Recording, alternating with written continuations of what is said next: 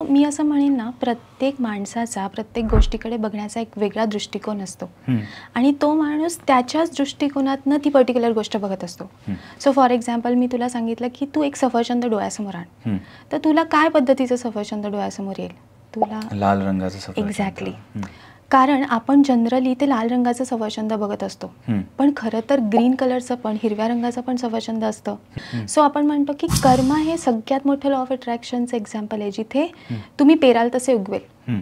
जर का मी सफरचंदाची बी लावली तर पेरूचं झाड नाही येणार. म्हणजे तुम्हाला असे काही ट्रॉमॅटिक इन्सिडेन्सेस माहिती असतील तर तुम्ही काळ्या कागदावर काळ्या पेनने लिहून काढा. त्यांनी काय होतं, त्यांनी ऑटोमॅटिकली आपल्या गुड कर्मांची संख्या वाढत जाते आणि तुम्ही बघाल की ऑटोमॅटिकली पहिलं सोल्युशन येतो, मग प्रॉब्लेम येतो आणि लाईफ खूप इझी होऊन जातं. So you can close your eyes, take a deep breath, hold your breath and Excel.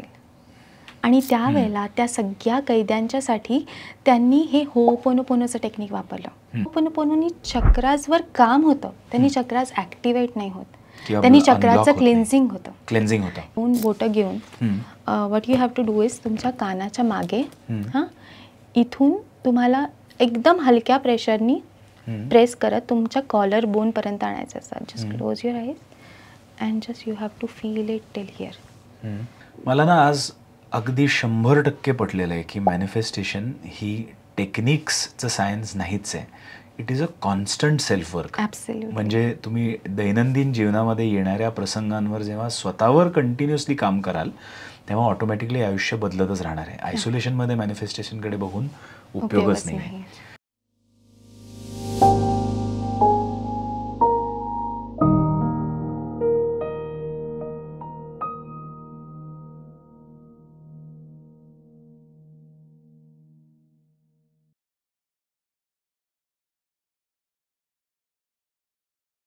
High, hello, नमस्कार, वेलकम बॅक टू इनोटॉक्स. इनोटॉक्सचा मागचा एपिसोड तुम्ही पाहिलात का? मागच्या एपिसोडमध्ये आपण लॉ ऑफ अट्रॅक्शन आणि मॅनिफेस्टेशनबद्दल बोललो होतो. जे मनात येईल ते मिळू दे आणि ते मिळवायचं असेल तर काय काय टेक्निक्स वापरता येतील याबद्दल आपण बोललो होतो. तो एपिसोड झाल्यावरती आम्हाला आणि आमच्या पूर्ण इनोटॉक्सच्या क्रूला लॉ ऑफ अट्रॅक्शन आणि मॅनिफेस्टेशनबद्दल कुतूहल कदाचित जास्तीच वाढलं आहे. इनोटॉक्सच्या आजच्या या एपिसोडमध्ये माझ्यासोबत आहे कल्याणी पै.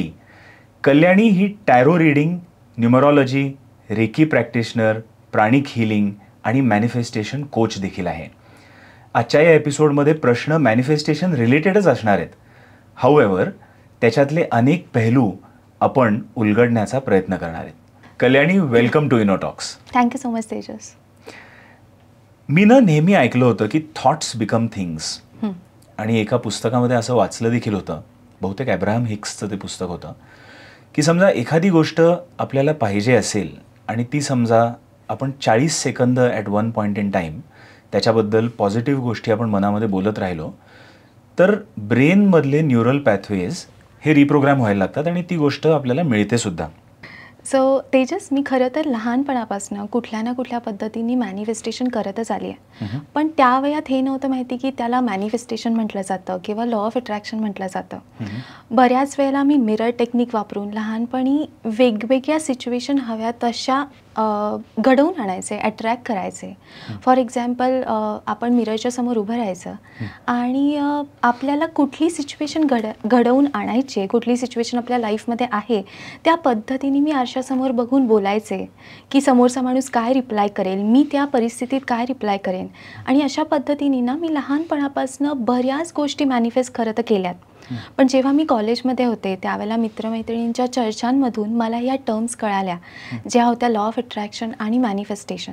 जसं प्रत्येकाचं ना एक डिवाईन टाईम असतं आणि या टाईमवरच आपल्या मनातली ती उत्सुकता शिगेला पोचते आणि त्याच वेळेला आपण ॲक्च्युली त्या ट्रिगरवरनं काम करायला लागतो. तोच पॉईंट होता जेव्हा मी ॲक्च्युली मॅनिफेस्टेशन आणि लॉ ऑफ अट्रॅक्शनबद्दल शिकायला लागले, वाचायला लागले आणि बऱ्याच गोष्टी एक्सप्लोअर केल्या. चाइल्डहूड मिरर टेक्निक तुझे म्हणलीस, तुझा अर्लिएस्ट एक्सपिरियन्स कुठला आहे? म्हणजे आता मागे वळून बघितल्यावर की लहान असताना तू एखादी गोष्ट मॅनिफेस्ट केलीस. ओके, सो लहानपणी आपण सहलीला जायचो आणि कुठेतरी माझे बाबा नाही म्हणत होते आणि त्यावेळेला एक मनात होतं की मी त्या सहलीला चालली आहे, मी महाबळेश्वरला चालली आहे सगळ्या फ्रेंड्सबरोबर. आणि त्यावेळेला मला आठवतं आहे की मिररमध्ये बघून मी ते इमॅजिन केलं होतं की मी तिकडे जाऊन काय करते आहे, मी तिकडे गेल्यावर फ्रेंड्सबरोबर काय करते, टीचर्सबरोबर काय एन्जॉय करते आहे. आणि कुठे ना कुठे हे पण इमॅजिन केलं होतं की माझे बाबा स्वतःच बोलवून मला म्हणतायत की ठीक आहे आता तू जा. आणि within couple of days same जे काही मी आरशात बघून बोलले होते त्याच पद्धतीने ते मला म्हणाले. मी त्यांना तोच रिप्लाय केला आणि मी त्या सहलीला गेले. पण एक कुतूहल म्हणून म्हणजे लहान असताना चाइल्डहुड मिरर टेक्निक ही जी आता सायंटिफिकली प्रूव्हन अशी टेक्निक तू सांगितलीस, ती त्यावेळेला कशी काय डोक्यात आली की मिररच्या समोर उभं राहून व्हिज्युअलाइज करायचं की सहलीला गेल्यावर काय असेल, कसे मित्रमैत्रिणी असतील आणि अशा तशा गोष्टी. तर ती टेक्निक त्यावेळेला कशी काय डोक्यात आली? सो खरं तर एक स्पिरिच्युअल ज्या जर्नीमध्ये मी ऑलरेडी आहे, मला असं वाटतं की जर आपण कुठल्या ना कुठल्या जन्मात हे ऑलरेडी हे सीड आपल्यात असेल, ते मे बी ह्या जन्मात पण माझ्याबरोबर आलं आहे. त्यामुळे लहानपणापासूनच मी एका स्पिरिच्युअल फॅमिलीला बिलॉंग केले आहे जिथे गुरु संप्रदाय, गुरु परंपरा फॉलो होते. सो कुठेतरी इंट्युशन पहिल्यापासूनच होते. आणि मला असं वाटतं की लहानपणी ह्या मिररचा किंवा आरशाचा वापर करून मी बरेच मॅनिफेस्टेशन केले, कारण ते मला इंट्युटिव्हली त्यावेळात वाटले. त्यावेळात मला हे कळत नव्हतं की हे इंट्युशन आहे. पण त्यावेळात म्हणजे माझा सगळ्यात जवळचा मित्र म्हणजे मिरर. हे आजपर्यंत मी ते टेक्निक फॉलो करते. आणि लिटरली घरात आम्ही असे बाहेर येईपर्यंत मिरर्स लावले होते, कारण माझ्या आई बाबांना वाटायचं की हिला मिररमध्ये बघायला आवडतं. पण त्याच्या मागची मेन गोष्ट ही होती की मी त्या मिररला आपलं फ्रेंड बनवलं होतं. मी त्या मिररशी बोलायला लागले होते. आणि मला कळलं होतं की कोणी माझ्या इमोशन समजेल न समजेल पण तो मिरर समजतोय. हे त्या लहान वयातले विचार मला अजूनही आठवत आहेत. ते मिरर टेक्निक म्हटल्यामुळे मला आता नेपोलियन हिल नावाच्या एका मोठ्या मॅनिफेस्टेशन कोच किंवा मोटिवेशनल स्पीकरचं एक व्हिडिओ आठवतो आहे.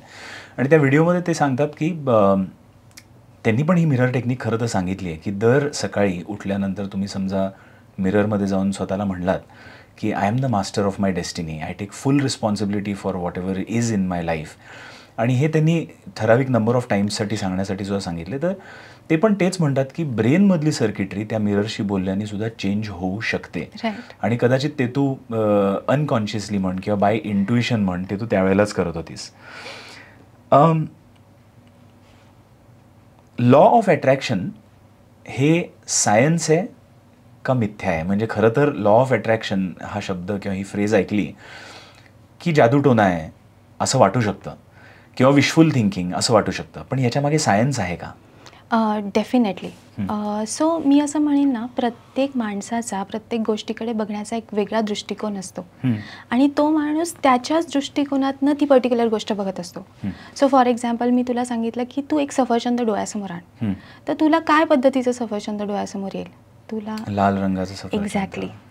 कारण आपण जनरली ते लाल रंगाचं सफरचंद बघत असतो, पण खरं तर ग्रीन कलरचं पण, हिरव्या रंगाचं पण सफरचंद असतं. सो ज्या माणसाला हे माहीत नाही आणि त्याला मी हिरव्या रंगाचं सफरचंद असतं हे पटवून द्यायचा प्रयत्न केला, तर त्याला मे बी वाटेल की हे काही बोलते, राईट. पण ज्या वेळेला ती गोष्ट आपण अनुभवतो, ती गोष्ट आपण बघतो, त्याच वेळेला आपल्याला त्या गोष्टीचा इफेक्ट कळतो, आपल्याला ती गोष्ट पटते. जसं मी तुला म्हणलं की तुला एनर्जी कधी फील केली आहेस का तू? हो, केली आहे. हां.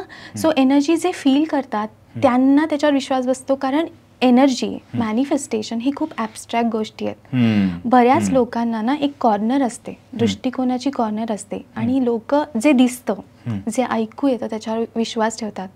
पण आता मी म्हणलं की इथे पण एनर्जी आहे, इथे पण एनर्जी फील होते, पण हे त्यांनाच समजू शकतं ज्यांनी ती अनुभवली आहे. आणि ज्या वेळेला तुमचा इंटरनल रेझिस्टन्स नसतो त्यावेळेलाच तुम्ही ह्या गोष्टी एक्सप्लोअर करू शकता. सो मी असं म्हणेन की मॅनिफेस्टेशन, लॉ ऑफ अट्रॅक्शन हे मिथ नाही आहे, हे सायन्स आहे. हे खरं तर पूर्वीपासून आपल्या इथे चालत आलं आहे. हां. पण ज्यावेळेला आता हे वेस्टर्नाइज सगळे ह्या गोष्टींना, या टर्म्सला जास्तीत जास्त वापरायला लागलेत, तेव्हा कुठे आपल्याला जाणवायला लागलं की yes, there is a reality behind it, आणि लोक ते वापरायला लागले.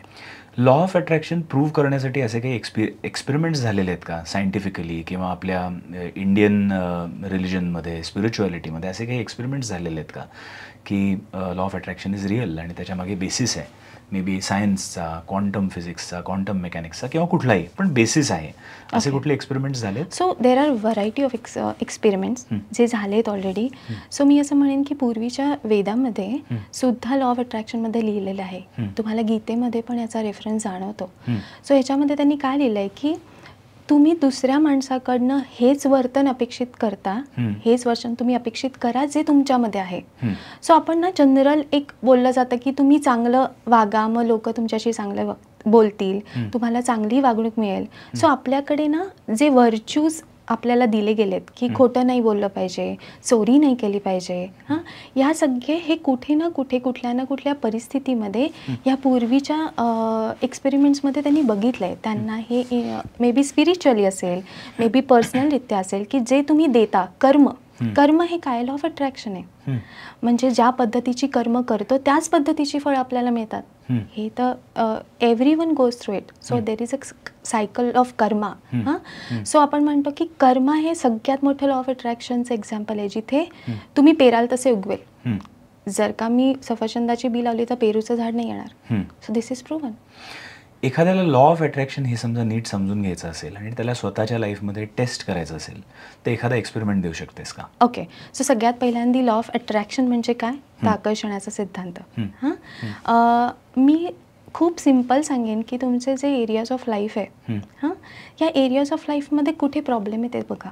म्हणजे सपोज तुमच्या पार्टनर रिलेटेड प्रॉब्लेम असेल, तुमची चिडचिड होती आहे, हां, किंवा तुम्ही एक पर्टिक्युलर पॅटर्न तुमच्या लाईफमध्ये बघताय, हां, तर मी सांगेन की थोडंसं तुम्ही सगळ्या गॅजेट्सपासनं सगळ्या ह्याच्यातनं स्पेस आउट व्हा आणि विचार करा ह्याचं कुठे ना कुठे कुठलं ना कुठलं सीड किंवा कुठल्या ना कुठला इन्सिडन्स चाइल्डहूडपासनं आजपर्यंत माझ्या आयुष्यात घडला आहे का.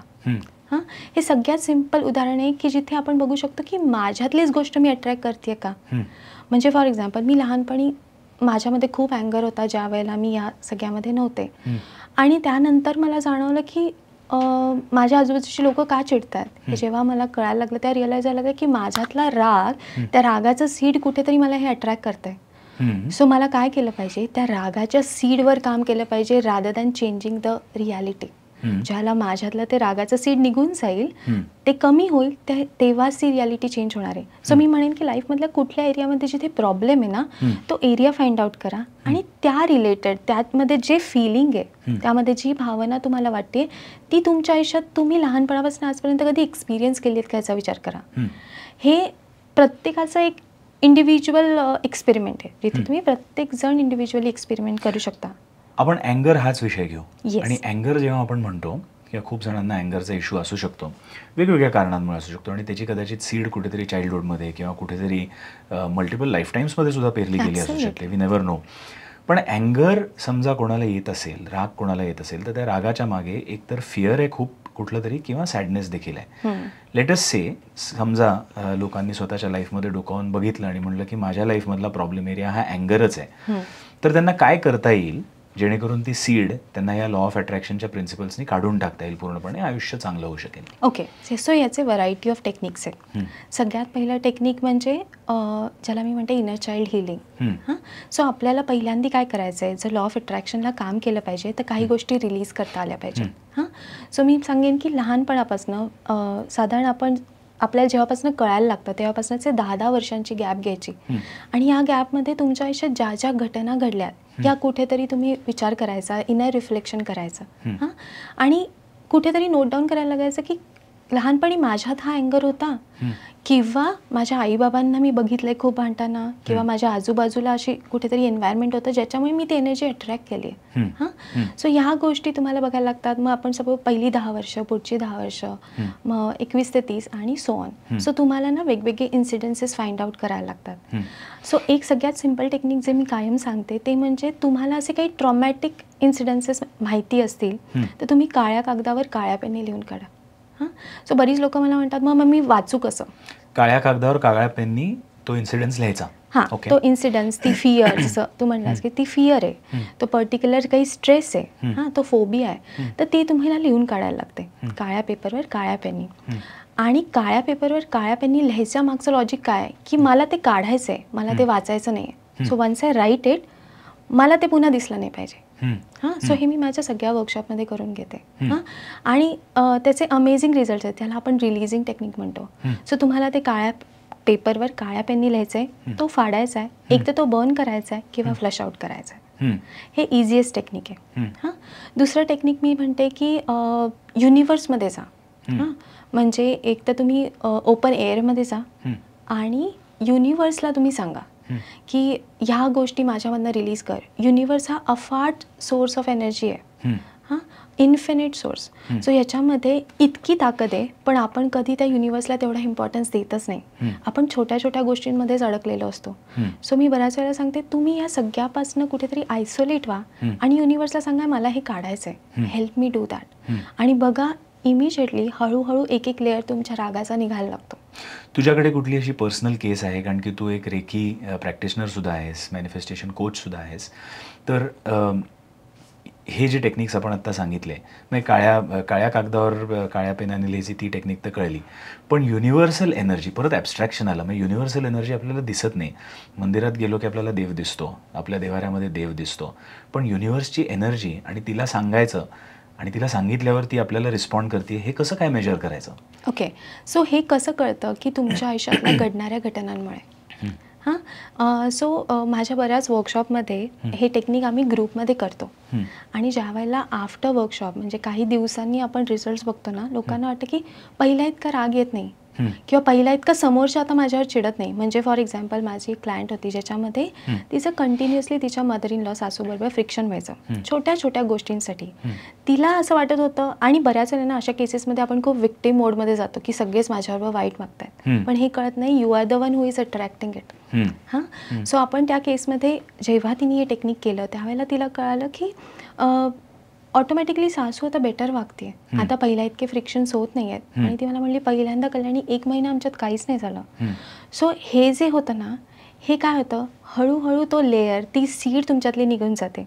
सो हे जे ब्लॅक पेपरचं टेक्निक आहे, जेव्हा तुम्ही ग्रुपमध्ये करता तेव्हा एकदा करणे सफिशियंट, पण ज्यावेळेला तुम्ही एकटे घरी करता त्यावेळेला तुम्ही 7 दिवस 14 दिवस किंवा 21 दिवस हे करू शकता to see the potent result. म्हणजे खूप इंटेन्सिटीने जर तुमच्यामध्ये रेज आहे तर त्यासाठी तुम्ही हे टेक्निक नक्कीच ब्लॅक पेपर टेक्निक. एक्झॅक्टली. किंवा युनिव्हर्सला सांगणं सुद्धा. ॲब्सोल्युटली. पण ब्लॅक पेपरवर आपण लिहून सांगितलं काय आणि युनिव्हर्सला जोरात म्हणजे मनोमनानी टेलिपॅथिक ज्याला आपण म्हणतो तसं सांगितलं काय, ते दोन्हीचा सेमच काम करत नाही. सो त्याच्यामध्ये एक डिफरन्स असा आहे ना, जेव्हा तुम्ही लिहिता आणि तुम्ही बोलता ह्याच्यामध्ये खूप फरक असतो. ज्या वेळेला तुम्ही लिहिता तेव्हाचे तुमचे सगळे सेन्सेस आणि ज्या वेळेला तुम्ही बोलता तेव्हाचे तुमचे सेन्सेस हे डिफरंटली काम करतात. हां. ज्या वेळेला मी लिहिते ना, ज्यावेळेला तुला सांगितलं की एक लव्ह लेटर लिह, तुझी फिलिंग काय असेल आणि तू सांग. एक्झॅक्टली. सो लिहिताना ना आपण कुठलाही बऱ्याच वेळेला ना काही गोष्टी ना आपण एका बॉर्डरमध्ये लिहितो. लिहिताना सगळ्याच गोष्टी आपल्याला बॉर्डरमध्ये बोलणं शक्य नसतं. सो बऱ्याच वेळेला ना आपण वेगवेगळ्या पद्धतीने लिहितो, पण तीच गोष्ट जर समोर जाऊन सांगायची झाली तर तू तशीच नाही सांगणार, तू वेगळ्या पद्धतीने कन्वे करशील. बरोबर. हां. सो ज्यावेळेला आपण लिहितो आणि ज्यावेळेला असं सांगितलं जातं ना की तुम्हाला त्या black paper is going to help you like a magic wand, त्याला ना लोक विदाऊट जजमेंट लिहितात. ते कीप ऑन रायटिंग. हां.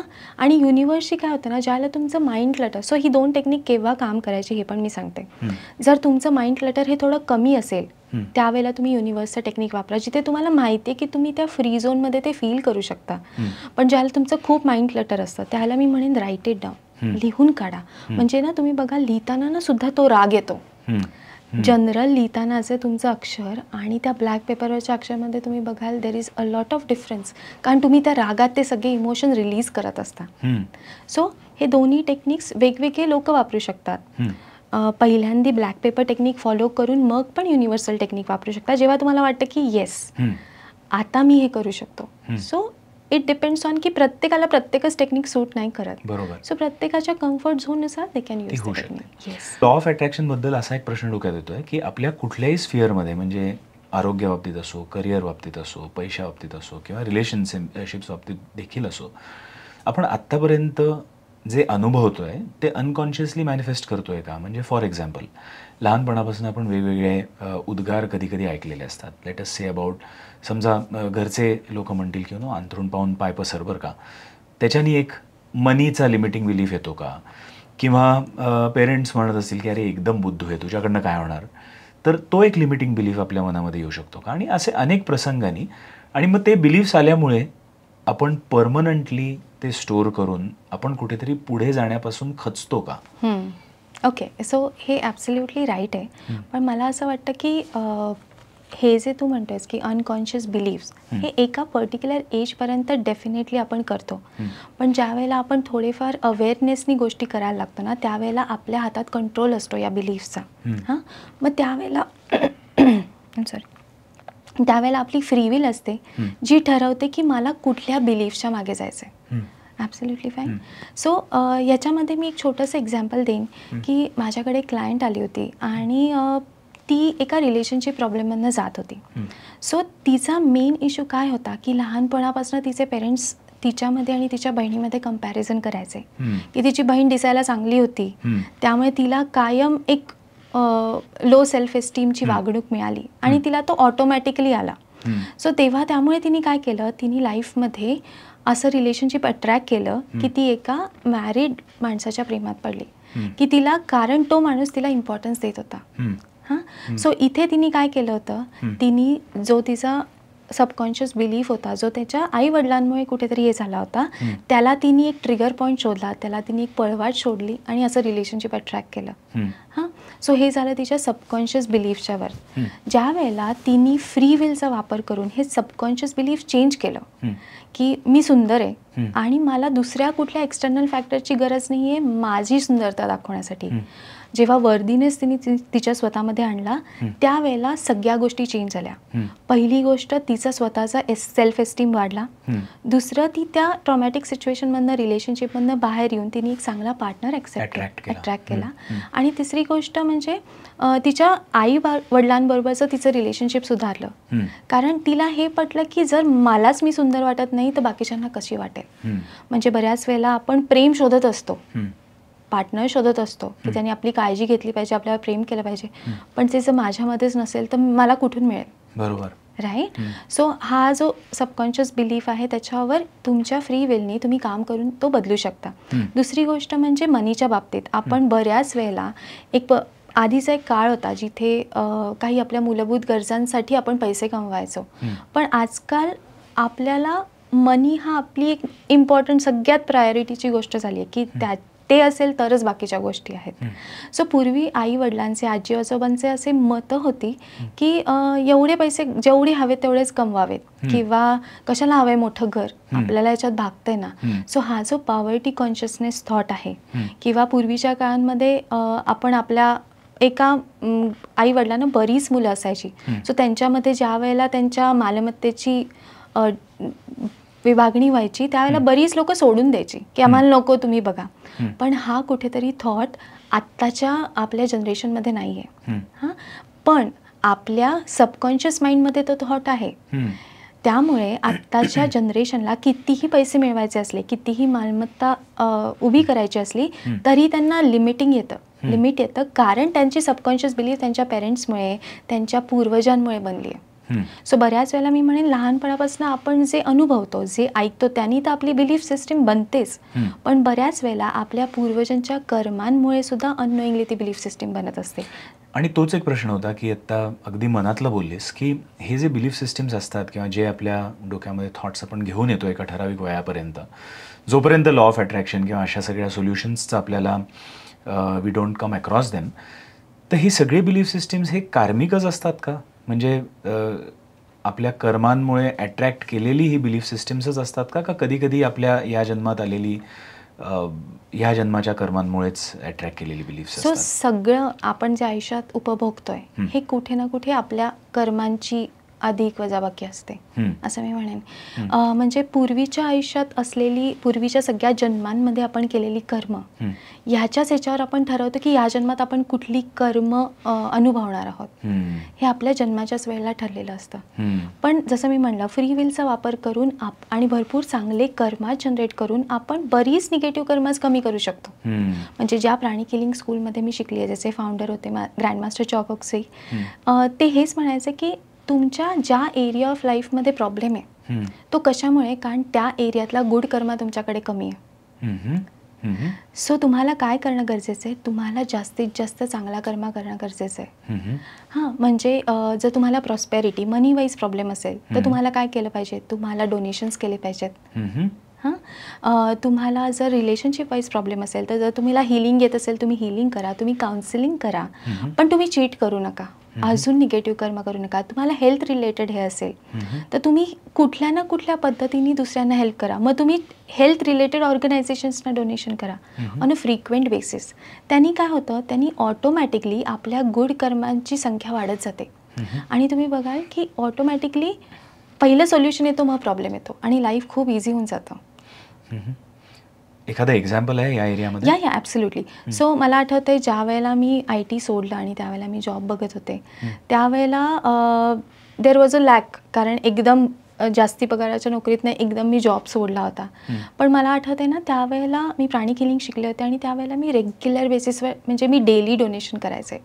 द अमाऊंट डझंट मॅटर, मी 10-10 रुपये जरी केले तरी इट इज इनफ. आणि मला आठवतं आहे की मला त्यानंतरचं मिळालेलं पहिलं इन्कम हे लॅक्समध्ये होतं आणि it was absolutely not expected. पण ज्या वेळेला मी बघितलं त्यावेळेला असं जाणवलं की this is the outcome of the karma that I have generated.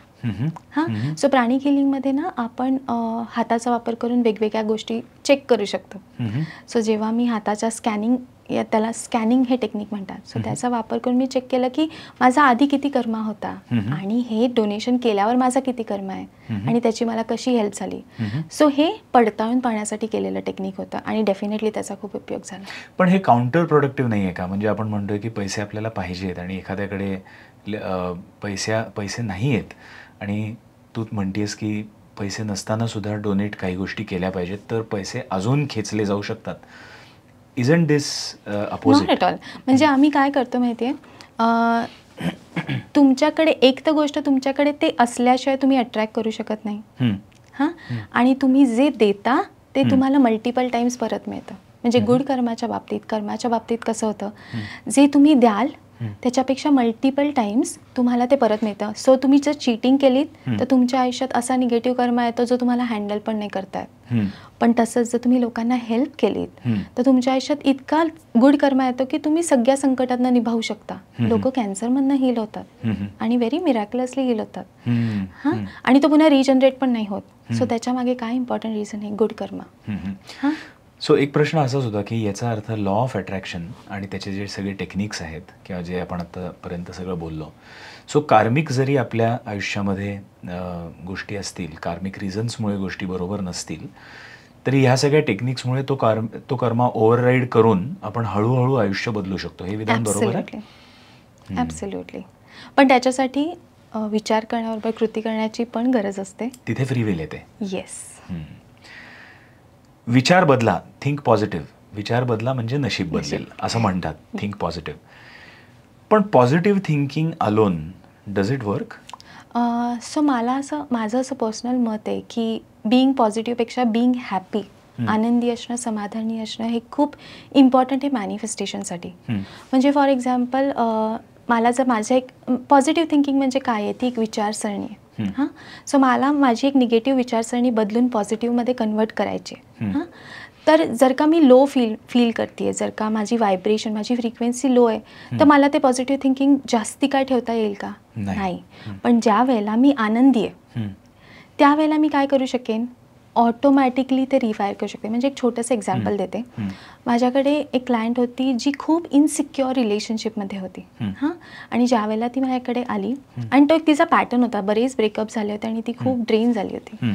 So ज्या वेळेला ती माझ्याकडे आली काउन्सिलिंगसाठी त्यावेळेला आपण पहिल्यांदा काय केलं, आपण तिच्यामधल्या पॉझिटिव्ह पार्टनरच्या थॉट्सवर काम नाही केलं, आपण तिच्यावर काम केलं. तिच्यामध्ये काय लॅकिंग आहे, काय मिसिंग आहे ज्याच्यामुळे ती अट्रॅक्ट करते ह्याच्यावर काम केलं. म्हणजेच तिने ती इनसिक्युअर रिलेशनशिप का अट्रॅक्ट केली होती, कारण ती स्वतः कुठे सिक्युअर फील नव्हती करत. ती स्वतःमध्ये तिचं सेल्फ लव्ह नव्हतं, हां, सेल्फ वर्थ नव्हतं.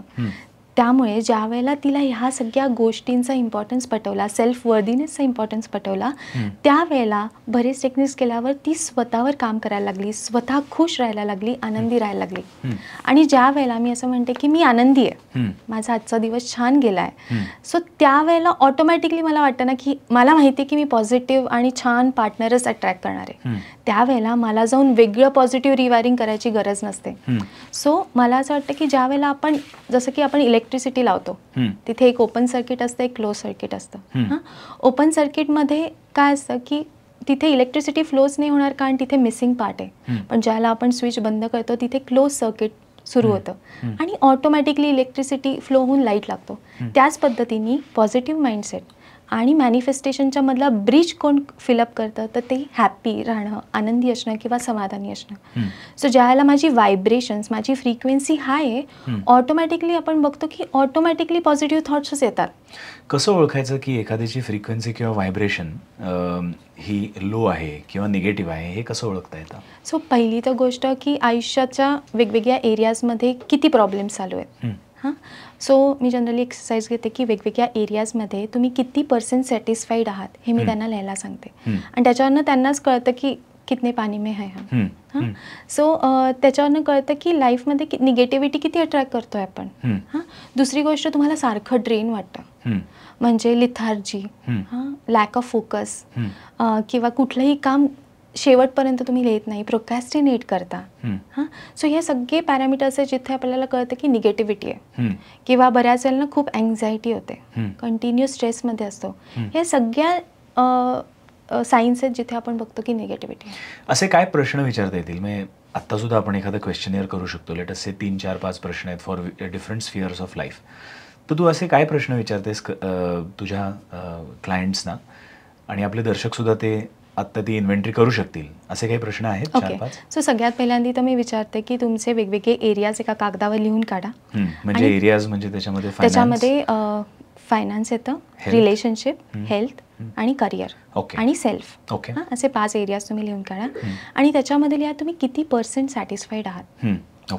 सो तिथे आपल्याला एक जनरल कळतं की कुठल्या एरियाला काम करण्याची गरज आहे. दुसरा प्रश्न मी विचारते, जर मी तुम्हाला म्हटलं की सगळ्यात जास्ती तुमचा पीस ऑफ माइंड कशाने डिस्टर्ब होतो, सो तेव्हा आपल्याला कळतं की कुठे माझ्या ब्रेनचं रनिंग कुठे होतं आहे, म्हणजे माझा ब्रेन कुठल्या एरियामध्ये फोकस करते. म्हणजे फॉर एक्झाम्पल, तुझ्या आयुष्यात मे बी मनीचा पण प्रॉब्लेम आहे आणि रिलेशनशिपचा प्रॉब्लेम आहे, पण जास्तीत जास्त एनर्जी तुझी रिलेशनशिपनी ड्रेन होते, तर इमिजिएट तुझा आन्सर असणार आहे रिलेशनशिप.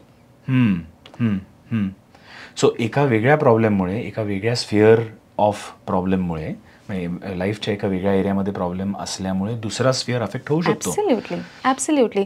कारण आपण जनरलही आजकाल बघतो की असलेल्या व्हॉट्सॲपमुळे, सोशल मीडियामुळे ओव्हर कम्युनिकेशन वाढलंय. सो फॉर एक्झाम्पल, जर रिलेशनशिपमध्ये प्रॉब्लेम आहे, आपण कंटिन्युअसली बघतो की आजकालची ज्यांची जनरेशन ही तर कंटिन्युअसली मोबाईलवर असते, आणि ओव्हर एक्सप्लेनेशन, ओव्हर एक्सपेक्टेशन हे पण वाढलंय. त्यामुळे काय होतं की ज्या वेळेला मला प्रोडक्टिव्ह राहण्याची गरज आहे, माझ्या मनात विचार चाललाय की अरे ती किंवा तो काय करत असेल, ती किंवा त्याचा रिप्लाय का नाही आला. हे अननेसेसरी गोष्टींमध्ये आपण अडकलोय. त्यामुळे माझी प्रोडक्टिव्हिटी ही डेफिनेटली कुठे ना कुठे कमी होणार आहे.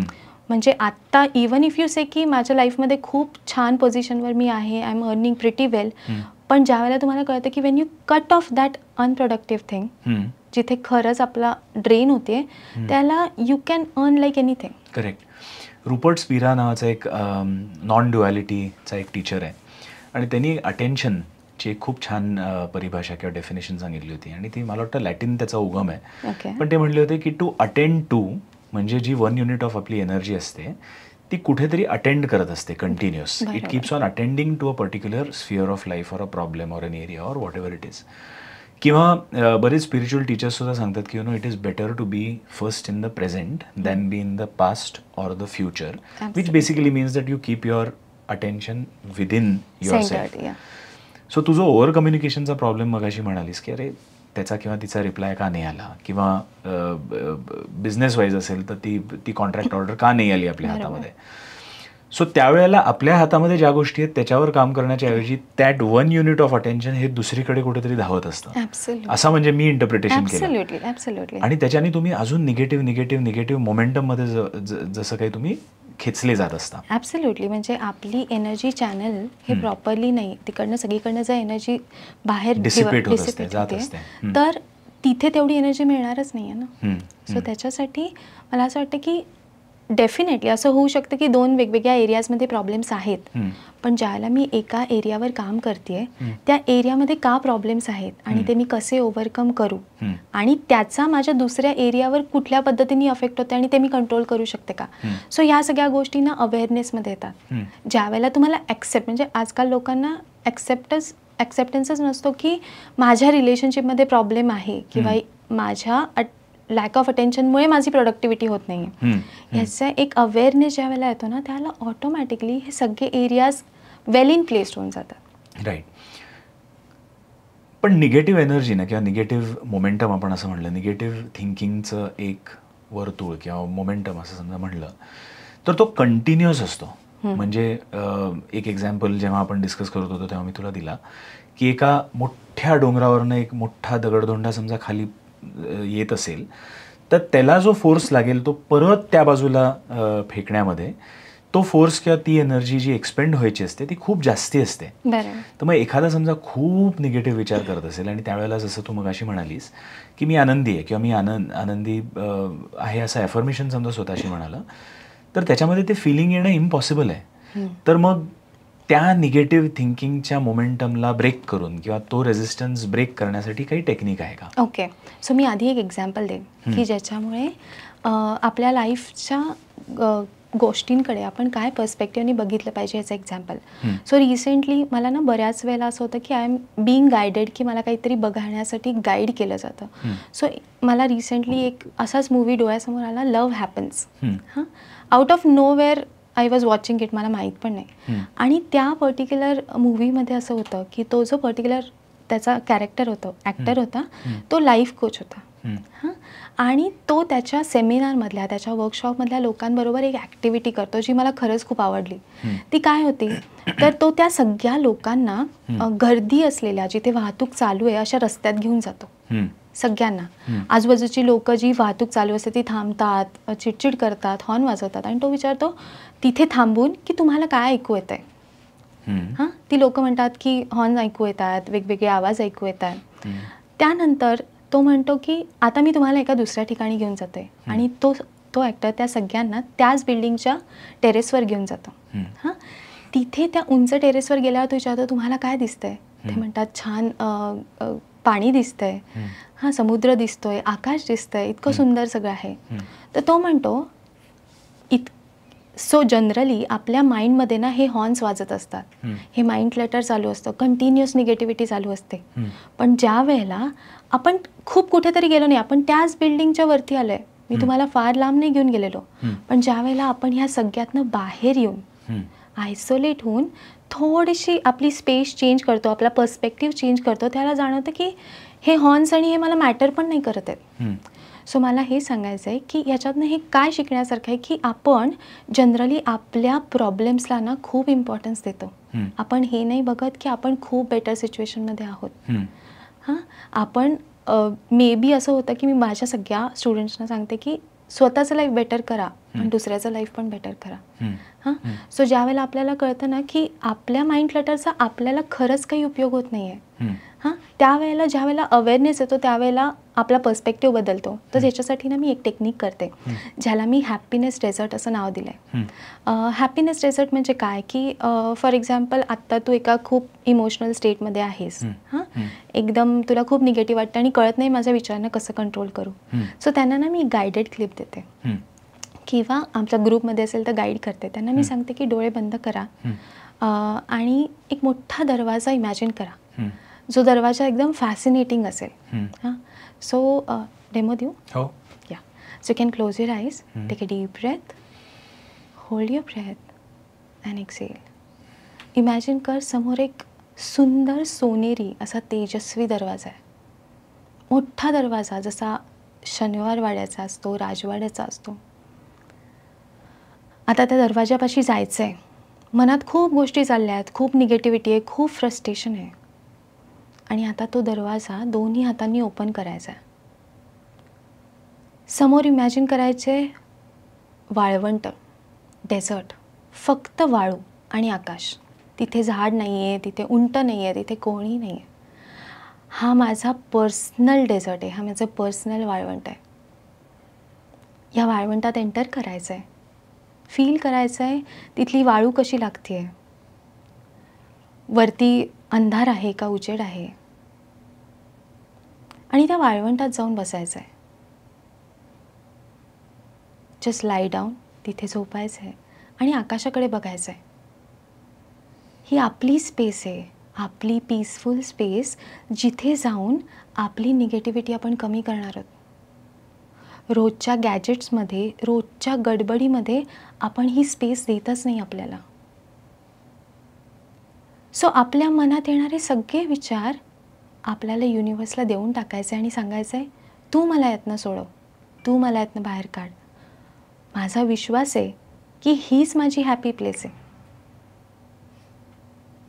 Take a deep breath and exhale. Once you feel okay, you can open your eyes. खूप पॉवरफुल होता. म्हणजे तो दरवाजा जसा उघडला तसं तिथे तो वाळवंट जो होता त्याचं फिलिंग पण आलं की ती जी रेती आहे, ती वाळू आहे, ती अशी थंड वाटत होती. वरती निळं आकाश होतं, निरभ्र होतं, आणि असा होरायझनवरनं पूर्ण असं ते आकाश होतं. तारे नव्हते, काही नव्हते. आणि म्हणजे व्हिज्युअलायझेशननी सुद्धा इतक्या गोष्टी करून असं लाईट फील व्हायला झालं, म्हणजे एका घटकाभरासाठी. सो या हॅपीनेस डेझर्ट मागची एक छोटीशी गंमत आहे की माझं 21 days होओपोनोपोनो, 21 days हॅपीनेस चॅलेंजेस मी घेते. एका चॅलेंजमध्ये मी बसले होते आणि मी डिसाईड केलं होतं मी वेगळं काहीतरी घेणार आहे. पण I don't know, somewhere angels म्हणा किंवा the divine power was guiding me this word, आणि त्यांनी मला पटकन फ्लॅश दाखवला की हे हवं आहे लोकांना, ही गरज आहे. कारण आज जर मी म्हटलं की मला वेगळा वेळ हवा आहे, तर मी माझे काम उठून सोडून नाही जाऊ शकत. म्हणजे एक घरातली काम करणाऱ्या बाईला जर मी सांगितलं की तू स्वतःसाठी वेळ काढ आणि बाहेर जा, तर तिला नाही शक्य होत. पण ज्या वेळेला माझ्या पण अशा काही गृहिणी आहेत की ज्या घरात असतात, सो त्यांच्यावर टेक्निक केलं की हे मी जनरली ना रात्री झोपायच्या आधी करायला सांगते, once you lie down, light बंद करता, आणि I can see a massive difference. म्हणजे त्यांच्या एनर्जीमध्ये, त्यांच्या थॉट प्रोसेसमध्ये त्यांना असं जाणवतं की तिथे काहीतरी एंजल्स आहे, तिथे काहीतरी पॉवर आहे जी त्यांना हील करते. So this is like a divine space जी कोणीही करू शकतं ॲक्सेस. आमच्या इनोटॉक्सच्या या पॉडकास्टच्या सिरीजमध्ये एक गेस्ट आले होते आणि त्यांचं नाव होतं कपिल जोशी. तर Kapil Joshi is a clairaudient आणि त्यांच्याकडे वेगळी एक एनर्जी आहे, वेगळी एक विद्या आहे. तर त्याच्यात ते हेच म्हणले होते की देवाकडे आपण जेव्हा देवासमोर उभं राहतो किंवा एका मंदिरात जातो, तेव्हा देवाला आपण मागतो खूप, पण देवाला आपण आपल्या मनातलं सगळं सांगून का नाही टाकत. जसं तू म्हणालीस की युनिव्हर्सला सांगून टाका या एक्सरसाइजमध्ये, तसाच पॅरलल त्यांनी पण सांगितलं होतं की देवाला सांगा ना, जे काय मनात आहे ते सांगा, आणि त्याच्याने सुद्धा आपल्यावरचं असलेलं जे बर्डन आहे ते सडनली कमी होऊ शकतं. ॲब्सोल्युटली. थँक्यू किंवा ग्रॅटिट्यूड हा एक शब्द आत्ता मगाशी जो झाला, अशी कुठली प्रेयर आहे का, जसं तू होओपोनोपोनो म्हणालीस त्याच्यामध्ये सुद्धा थँक्यू किंवा ग्रॅटिट्यूड याच्या बाबतीतच्या भरपूर गोष्टी आहेत, आणि होओपोनोपोनोचा उगमसुद्धा खूप इंटरेस्टिंग आहे. त्या प्रेयरबद्दल डिस्कस करूयात आता. Absolutely, absolutely. होओपोनोपोनोचा उगम कुठे झाला? सो सगळ्यात पहिल्यांदा तर मी सुरू करेन की होओपोनोपोनोचा अर्थ काय. होओपोनोपोनोचा अर्थ आहे टू मेक थिंग्स राईट, म्हणजे गोष्टी योग्य करणं किंवा सॉल्व करणं. सो होओपोनोपोनोचं मला माहीत नाही, खूप लोकांना हे माहिती आहे का की होओपोनोपोनोचे ना 2 व्हर्जन्स आहेत. एक खूप प्राचीन व्हर्जन होतं, त्या व्हर्जनमध्ये एक कुटुंब प्रमुख असायचा आणि एका ग्रुपमध्ये बसून ते ह्या गोष्टी सॉल्व करायचे, एकमेकांना सॉरी म्हणायचे, कोणाला पश्चाताप झाला असेल तर तशा पद्धतीने ते एक्सप्रेस करायचे आणि गोष्टी सॉर्ट करून टाकायचे. कारण त्यांचं असं मत होतं की जर का गोष्टी सॉल्व झाल्या नाहीत तर ते कुठेतरी फिजिकल डिसीजेसमध्ये कन्वर्ट होतात. इव्हेंच्युअली सिमेओना म्हणून जे होते हिलिंग प्रिस्ट होते, त्यांनी मॉडर्न होपोनोपोनोचा उगम केला. त्यांनी ते शोधून काढलं आणि ते फक्त सिम्पल 4 लाईन्समध्ये होतं. I am sorry, please forgive me, thank you, I love you. त्यानंतर डॉक्टर युलेन यांनी जेव्हा ते प्रॅक्टिकली वापरलं आणि आपल्या जगासमोर एक मिरॅक्युलस रिझल्ट आपल्या डोळ्यासमोर दिला, त्यावेळेला लोकांना त्या 4 लाईन्सचा महत्त्व कळलं, त्याची माहिती कळली. सो ते काय इन्सिडेंट्स होता, तर एका वॉर्डमध्ये अतिशय क्रूर असे कैदी त्यांना ठेवण्यात आलं होतं. ते अतिशय क्रूर होते, काही रेपिस्ट होते, काही खून केलेले होते. म्हणजे लिटरली त्यांना बांधून ठेवण्यात यायचं, त्यांना सिडेट करण्यात यायचं. सो त्यांना कोणी बघण्यासाठी डॉक्टर रेडी नव्हते. त्यावेळेला डॉक्टर युलेन यांनी पुढाकार घेतला आणि त्यांनी सांगितलं की मी त्यांना हील करायचा प्रयत्न करीन, पण मी माझं काहीतरी टेक्निक वापरीन. आणि त्यावेळेला त्या सगळ्या कैद्यांच्यासाठी त्यांनी हे होपोनोपोनोचं टेक्निक वापरलं. ज्या वेळेला त्यांनी हे टेक्निक वापरायला लागले, त्यावेळेला हळूहळू दिसलं की थोडा त्यांच्यातला अँगर, रेज कमी झाली आहे. हळूहळू त्यांना बांधून ठेवायची गरज नाही आहे, हळू त्यांना सिडेट करायची गरज नाही आहे. आणि इतकं मिरॅक्युलसली ते काम झालं की 4 वर्षामध्ये तो एंटायर वॉर्ड बंद झाला. आणि त्यावेळेला जगाला कळालं की हे इतकं पॉवरफुल टेक्निक आहे जे कुठलाही प्रॉब्लेम, स्वतःचा असेल, दुसऱ्याचा असेल, इवन वर्ल्ड रिलेटेड कुठला प्रॉब्लेम आहे त्या रिलेटेड पण आपण होपोनोपोनो करू शकतो. ही गोष्ट मी ऐकली होती आणि मला खरंच ते अजूनही फॅसिनेटिंग वाटतं. म्हणजे डॉक्टर युलेननी ते असं त्या गोष्टीमध्ये मी वाचलं होतं ते की ते त्यांच्या केबिनमध्ये बसायचे किंवा कुठे बसत असतील आणि प्रत्येक माणसाचा असा पेपर समोर ते धरायचे आणि त्यांनी केलेले गुन्हे ते सगळे वाचायचे आणि काहीतरी स्वतःला विचारायचे की what is it in me that me have brought this in him. ती खरं स्टेटमेंट मला कळली नाही, मे बी तू सांगशील आता. ओके. आणि ते विचारून तिथे फक्त ते 4 फ्रेजेस वापरायचे. बरोबर. पण या 4च फ्रेजेसनी ते हिलिंग कसं व्हायचं? ओके. सो सगळ्यात इम्पॉर्टंट जो तू प्रश्न आधी मला विचारलास, सो मला असं वाटतं ना, इवन मी हे बऱ्याच वेळेला ऑब्झर्व करते की माझ्याकडे क्लायंट्स कुठले येतात ज्याचं कुठेतरी सीड माझ्यात आहे. आणि असं बऱ्याच वेळेला होतं की आपण कुठल्या तरी गोष्टी किंवा एका प्रॉब्लेममध्ये असतो आणि आपण ऑटोमॅटिकली अशाच लोकांसमोर येतो जे सिमिलर प्रॉब्लेम्समध्ये आहेत. सो हे का असतं, हे माझ्यातल्या कुठल्या सीडनी ते अट्रॅक्ट केलं आहे. सो तेच रिझन आहे की त्यांनी अशा पद्धतीचा क्वेश्चन केला. आणि आपण हे पण म्हणतो स्पिरिच्युअल लेवलवर, एनर्जी वर्ल्डमध्ये, की आपण सगळे कनेक्टेड आहोत. We all are one. At the higher level we all are one. So आपण सगळे कनेक्टेड आहोत. सो जर मला तुझं फॉर एक्झाम्पल हिलिंग करायचं आहे, जगाच्या पाठीवर कुठेही असलं तरी मी तुझं हिलिंग करू शकेन, कारण we are one. Similar to that या 4 वाक्यांचा उपयोग करून आपण सिच्युएशन्स हील करू शकतो. सो ही 4 वाक्य काय आहेत, तर I am sorry, please forgive me, thank you, I love you. So ह्याच्याने हिलिंग कसं होतं. सो सगळ्यात पहिल्यांदी तर आय एम सॉरी म्हणजे काय, तर आपण आपल्या आयुष्यातल्या किंवा दुसऱ्यांच्या आयुष्यातल्या किंवा मोठा एखादा प्रॉब्लेम आहे ते जर अनुभवते मी किंवा ती गोष्ट माझ्यासमोर आली आहे, त्याचा अर्थ कुठेतरी त्याचं छोटं का होईना सीड माझ्यात आहे. सो मी जर हे टेक्निक फॉलो केलं, मी जर ह्याची रिस्पॉन्सिबिलिटी घेतली, तर मी ही गोष्ट हील करू शकते. म्हणून आपण म्हणतो आय एम सॉरी. सो आपण म्हणतो की ह्या पर्टिक्युलर प्रॉब्लेममध्ये असलेल्या सगळ्या लोकांच्या इमोशन्स मी फील करू शकते आणि मला त्या हील करायच्या. आपण रिस्पॉन्सिबिलिटी घेतो. सो आपण रिस्पॉन्सिबिलिटी घेऊन म्हणतो की I am sorry, me responsibility घेते कारण मी तुझ्याशी कनेक्टेड आहे. फॉर एक्झाम्पल तू एखाद्या प्रॉब्लेममध्ये आहेस आणि तुला ते करणं गरजेचं नाही आहे, तर मी तुझ्या बिहाफवर ते करू शकते कारण आपण एनर्जी फील्डमध्ये कनेक्टेड आहोत. देर is a connection. So me responsibility घेते की तेजसच्या आयुष्यामध्ये जे काही चाललेलं आहे त्याची, आणि मला तो हील करायचा आहे. मला त्याचे जे जे इमोशन्स त्यांनी त्याला त्रास होतो आहे ते मला हील करायचे आहेत. असं म्हणून मी एका युनिव्हर्सल पॉवरला ते कनेक्ट करून टाकते. मी त्यांना हे नाही गाईड करत की तुम्ही काय काय हील करा. मी डायरेक्टली आपल्यामध्ये एक ब्रिज बनवते, ज्याच्यामुळे माझ्यामध्ये, तुझ्यामध्ये आणि युनिव्हर्समध्ये एक ब्रिज बनतो. सो मी त्यांना रिक्वेस्ट करते की तेजसच्या आयुष्यात ह्या एरियामध्ये जे जे चाललेलं आहे ते हील करा. त्याची कंप्लीट रिस्पॉन्सिबिलिटी मी घेते आणि मी एक चॅनल बनते, मी एक माध्यम बनते त्याची ही प्रॉब्लेम सॉल्व्ह होण्याचं. So I am sorry, please forgive मी म्हणजे काय की I am sorry he responsibility घेतल्यावर दुसरं वाक्य येतं प्लीज फॉरगिव्ह मी, म्हणजे मी हे सगळं रिलीज करायला मदत करते.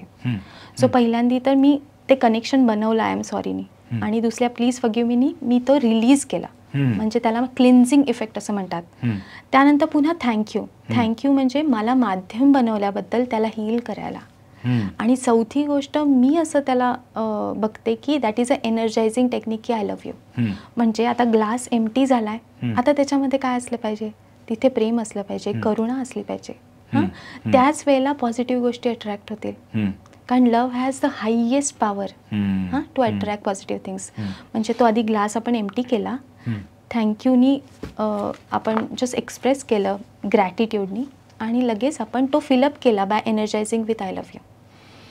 डेव्हिड हॉकिन्सनी एक मॅप ऑफ कॉन्शियस काढला होता आणि त्या मॅप ऑफ कॉन्शियसनेसमध्ये त्यांनी लिहिलं होतं की बॉटम मोस्ट जे इमोशन्स असतात ना ते फिअर, शेम आणि गिल्ट, म्हणजे जे ज्याला तुम्ही सॉरी म्हणालात किंवा ते इमोशन्स आले म्हणून या प्रेयरमध्ये कदाचित त्याला सॉरी म्हणलं, ते झाल्यावरती त्यांनी एक न्यूट्रल बँड दिला होता जिथे willingness to learn, acceptance of things अशा गोष्टी असतात. आणि मग तिथे कदाचित ग्रॅटिट्यूड किंवा I am sorry, please forgive me, thank you असं त्याच्यामध्ये कदाचित येत असेल.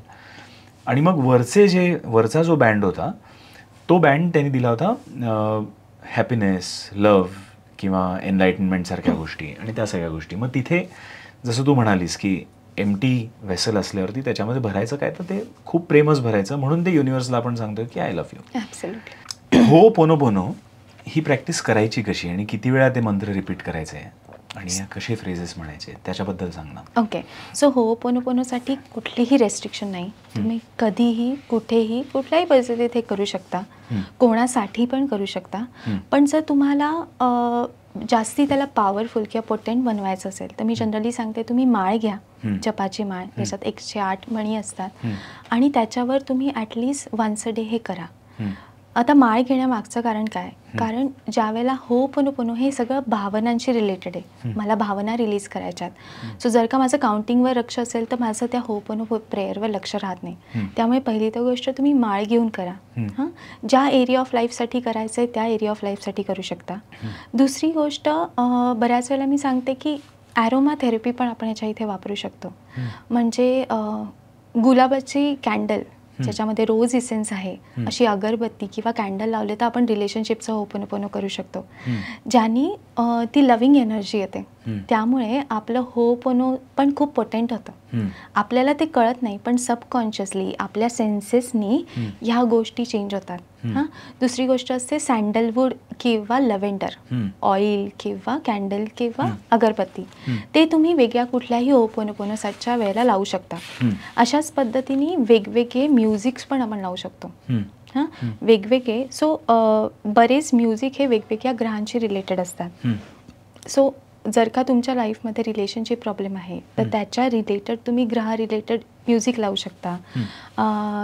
बाकी कुठल्या मनी वाईज प्रॉब्लेम आहे, जर क्रिएटिव्हिटी आहे, व्हीनस, त्याच्या रिलेटेड तुम्ही लावून करू शकता. सो ह्यांनी काय होतं, एक ॲडिशनल त्याला पोटेन्सी वाढते, इंटेन्सिटी वाढते. असे काही एक्झाम्पल्स आहेत अगेन क्लायंट्समध्ये किंवा तुझ्या स्वतःच्या लाईफमध्ये सुद्धा की जिथे हो पोनो पोनोमुळे मिरॅक्युलस रिझल्ट्स मिळालेत? या ॲब्सोल्युटली. सो आता तर मी सांगू, माझ्या क्लायंट्सना पण हो पोनो पोनो ही इतकी हँडी झाली आहे की मला लोक फोन करतात की आज ऑफिसमध्ये हा प्रॉब्लेम झाला होता, मी हो पोनो पोनो केली आणि सॉर्ट झालं. सो त्यांना कळालं की ह्याच्या मागची पॉवर काय. सो सगळ्यात पॉवरफुल रिझल्ट म्हणजे होपोनोपोनोनी फिजिकल हेल्थ पण नीट होते. म्हणजे माझ्या एका क्लायंटला खूप सिव्हिअर बॅक पेन आणि नी पेन होत होतं, आणि ज्या वेळेला बऱ्याच वेळेला ना हे पेन सायकोझोमॅटिक असतात. सायकोझोमॅटिक म्हणजे आपल्या रिझेंटमेंट्स, आपले इमोशन्स आपल्या बॉडीमध्ये साठतात आणि कुठे ना कुठे कुठल्या ना कुठल्या पद्धतीने बॉडी रिॲक्ट करायला लागते. सो ज्या वेळेला एक तर आपण त्या पर्टिक्युलर भागावर हात ठेवून पण होपोनोपोनो करू शकतो. सो त्या क्लायंटनी स्पेसिफिकली तसं केलं आणि तिचं 15 वर्षांचं दुखणं थांबलं within 15 days. So that was a really miraculous result की जिथे तिला सांगितलं होतं की तू सर्जरी जाऊन कर, आणि तिथे त्यांनी हे टेक्निक फॉलो केलं आणि अमेझिंग रिझल्ट त्याच्यामध्ये दिसला. ती पेन त्याचं म्हणजे सेल्युलर लेवलवरच्या ज्या इमोशन्स होत्या त्या रिलीज झाल्या. मंत्र साधनेमध्ये असं अनेक वेळा म्हणतात की काही मंत्र असे असतात की ज्याचे सिलेबल्स असतात, ते सिलेबल्स प्रत्येक चक्रावरती काम करतात. जसं गायत्री मंत्र असेल समजा, तर गायत्री मंत्रामध्ये सुद्धा 24 सिलेबल्स आहेत असं म्हणतात. आणि असा दावा आहे की गायत्री मंत्र समजा तुम्ही केलं तर त्याच्याने सगळे चक्र अनब्लॉकसुद्धा होऊन तुम्हाला पाहिजे त्या गोष्टी मिळू शकतात. हो पोनो पोनो चा सुद्धा असाच चक्रा अनब्लॉक करण्यामध्ये काही मदत होऊ शकते? म्हणजे does it work that way? मी त्याचा एक सायंटिफिक बेसिस फक्त शोधतो. ओके. सो आपल्या मंत्रासमध्ये काय असतं ना, मंत्रासमध्ये साऊंड हिलिंग पण इन्क्लुडेड असतं, म्हणून त्याला एक पर्टिक्युलर लय असते. साऊंड हिलिंग म्हणजे काय, लम, हम हे वेगवेगळ्या चक्रांशी रिलेटेड असतात. आयडियली होपनपोनोनी चक्रासवर काम होतं, त्यांनी चक्रास ॲक्टिवेट नाही होत, त्यांनी चक्राचं क्लेन्झिंग होतं. या जसं मी म्हटलं ना, माझ्या हार्टमध्ये खूप गोष्टी आहेत, खूप इमोशन्स, हर्ट, पेन आहे, पण ज्याला मी होपनपोनो करते ते रिलीज होणार आहेत. आणि ज्याला मी आय लव्ह यू म्हणणार आहे त्यावेळेला ती लव्हिंग एनर्जीनी ते चक्र एनर्जाईज होणार आहेत. सो जनरली ना, जसं तू गायत्री मंत्राबद्दल म्हणलास, मला आठवतं आहे माझ्या नॉर्वेचे काही क्लायंट्स होते. सो जसं आपण उत्तरेकडे जातो तिथे बराच काळ सूर्यप्रकाश नसतो आणि बराच काळ सूर्यप्रकाश असतो. सो काही काही महिने असतात. सो त्या लोकांना खूप डिप्रेशन येतं आणि ज्याला मी त्यांच्याशी लिटरली संवाद साधत होते तेव्हा कळलं की तिथे बरीच लोक ड्रग्स घेतात टू कीप देमसेल्फ अवेक, कारण त्यांचं न्यूरोलॉजिकल एवढ्या अंधारात जर तुम्ही कायम राहिलात तर कामच होऊ शकत नाही. आणि apart from that continuously depression आणि कंटिन्युअसली तिथे क्राईम्स खूप होतात. सो मला आठवतं आहे एक ग्रुप ऑफ माझे क्लायंट्स होत्या की जे एका पर्टिक्युलर ह्याच्यासाठी काम करत होते. त्यांच्यासाठी मी हे एक्सरसाइज दिला होता की त्यावेळेला तिथे अंधार होता, त्यावेळेला तुम्ही दिवसातनं 3 वेळेला गायत्री मंत्राचं चॅन्टिंग करा 7-7 वेळा आणि त्याच्याबरोबर होपनपोनोचं 21-21 वेळेला करा. आणि तुला सांगते त्या पर्टिक्युलर ह्याच्यामध्ये त्यांच्या न्यूरोलॉजिकली त्यांच्या इमोशन्समध्ये एवढे चेंजेस झाले. So they were productive even जेव्हा लाईट होता. सो सूर्यप्रकाश लोकांना असं वाटतं, जसं गायत्री मंत्राचं तू म्हणलास की हे बीज मंत्र आहेत, हे बीज मंत्र तुमचे चक्र ॲक्टिवेट करायला सेल्युलर लेवलवर मदत करतात. हां, सो ज्या वेळेला गायत्री मंत्र आणि होपनपोनो हे एकत्रितरित्या आपण केलं ना, तर तुमचे चक्रास पण ॲक्टिव्ह झाले आणि त्यांचं क्लिन्झिंग पण झालं. So it work so well की त्यांच्या ऑफिसमध्ये दे यूज टू प्ले गायत्री मंत्र फॉर सर्टन. पण मग याची पण काही ऑर्डर असते, म्हणजे गायत्री मंत्र आधी म्हणा मग होपनपोनो करा? सो जनरली सूर्य हा श्रेष्ठ आपला सोर्स आहे, त्यामुळे पहिल्यांदा तर मी म्हणते की तुम्ही सकाळी उठल्या उठल्या Gayatri Mantra at least 7 times you have to do it. हां, कारण आपण त्या गायत्री देवीला, आपण त्या सूर्याला सांगू शकतो की आजचा दिवसात माझा लाईट असू दे. म्हणजे आपण जनरली गायत्री मंत्र म्हणतो, पण त्याच्यामागचं काय सायन्स आहे माहीत नाही आहे, त्याच्या मागे कसा वापरायचा आहे लोकांना माहीत नाही आहे. सो जनरली ज्याला गायत्री मंत्र म्हणायचा असतो ना, त्यावेळेला आपण काय म्हणतो की हा तुझा लाईट आहे ना, यातला थोडा लाईट माझ्या आजच्या दिवसभरात जाऊ दे, म्हणजे माझी कामं. सो ज्याला कामं घडत नाही तेव्हा काय असतो, तिथे अंधार असतो. सो जर लाईट असेल माझ्या पूर्ण दिवसावर, माझ्या शरीरावर, तर सगळी कामं ऑटोमॅटिक घडणार आहेत आणि माझं मन पण, माइंड पण फ्रेश राहणार आहे. सो गायत्री मंत्र आधी लावून तुम्ही होपनपोनो. मला आजच्या डिस्कशनबद्दल एक गोष्ट वेगळी अशी वाटते की आपण बोलतोय खरं मॅनिफेस्टेशन बाबतीत आणि लॉ ऑफ अट्रॅक्शन बाबतीत, पण आपण नुसत्या टेक्निक्स नाही बोलत आहे की हे टेक्निक्स नो डाऊट पॉवरफुल आहेत, पण एक होलिस्टिक वेनी तू तुझे क्लायंट्स, तुझ्याकडे जेव्हा क्लायंट्स येतात त्यांना तू हील करतेस असा एक अंदाज येतोय. ॲब्सोल्युटली. याच्यामागे काही स्पेसिफिक कारण आहे? सो सगळ्यात इम्पॉर्टंट गोष्ट म्हणजे का मी मॅनिफेस्टेशन सुरू केलं, त्याच्या मागची एक छोटीशी हिस्ट्री. मला आठवतं आहे मी IT मध्ये जॉब करायचे आणि त्यानंतर मी स्पिरिच्युअल ह्याच्यामध्ये पूर्ण वेळ काम करायचं ठरवलं. ज्याला मला टॅरो येत होतं, एंजलशी कनेक्शन होतं, पण नंतर मी प्राणिक हिलिंगमध्ये आले, प्राणिक हिलिंग शिकले आणि प्राणिक हिलिंगमध्ये आल्यावर मी एका दिवशी out of curiosity Akashic reading केलं होतं. आणि ह्या आकाशिक रीडिंगमध्ये त्या रीडरनी मला सांगितलं की the great Mahavatar Babaji wants to connect to you. आणि माझ्यासाठी फक्त त्यांचं नाव किंवा त्यांच्या बाबतीतली क्युरिओसिटीज होती. सो मला असं वाटलं की हे काय आहे. पण तेव्हा त्यांनी सांगितलं की त्यांनी तुला सांगितलं डेली घराबाहेर दिवा लाव in order to connect to him. आणि ते मी सुरू केलं. आधी कुठेतरी भीती होती, पण नंतर जेव्हा मी हे सुरू केलं मला जाणवायला लागलं की एक प्रोटेक्शन आहे, एक कुठेतरी वॉर्मथ आहे माझ्या आजूबाजूला. आणि त्यानंतर काही दिवस माझं डोकं खूप दुखायचं, कारण मला कळायचं नाही की का दुखते. मला वाटायचं सायनसचा त्रास होता तेव्हा मला, त्यामुळे. पण ज्या वेळेला माझ्या टीचर्सशी मी बोलले त्यावेळेला प्राणिक हिलिंगमध्ये आपण वेगवेगळे, म्हणजे प्रत्येक चक्राचं ना काही स्पिरिच्युअल फंक्शन्स असतात, काही सायकोलॉजिकल फंक्शन्स असतात. आपण चेक करू शकतो की हे खरंच आहे का, हा भास आहे. सो ह्याचा वापर करून ते आम्ही चेक केलं आणि ते खरंच होतं की ही वॉन्ट्स टू कनेक्ट. हां, त्यानंतर असं काही दिवस झालं की जसं मी कुठे बघतीये तर त्या माझ्या बघण्याच्या मागे मला मावतार बाबाजी दिसायचे, जे खूप ओव्हरवेल्मिंग होतं. म्हणजे मला बऱ्याच वेळेला धुसर दिसायचं आणि मी माझ्या टीचर्सना म्हणायचे की मला त्रास होते, मे बी मला काही त्रास आहे का आणि मला भास होते का, हॅल्युसिनेशन्स आहेत का. सो तेव्हा त्यांनी सांगितलं की एक काम कर, घाबरू नको, ही वॉन्ट्स टू कनेक्ट, लिहून काढ जे ते सांगतायत. आणि जनरली मावतार बाबाजींबाबतीत हे ऐकलं होतं की स्पिरिच्युअलीच त्यांचं प्रेझेन्स असतो, पण त्यांनी मला सांगितलं मॅनिफेस्टेशन. त्यांनी मला सांगितलं की सो माझा ना कायम एक मोटो होता स्पिरिच्युअलिटीमध्ये यायच्या आधी की मला लोकांना मदत करायची, मला कुठल्या ना कुठल्या पद्धतीने 1% का होईना कोणाकोणाच्या आयुष्यात चेंज घडवून आणायचं आहे. आणि तेव्हा मला त्यांनी सांगितलं की you have to start working on manifestation.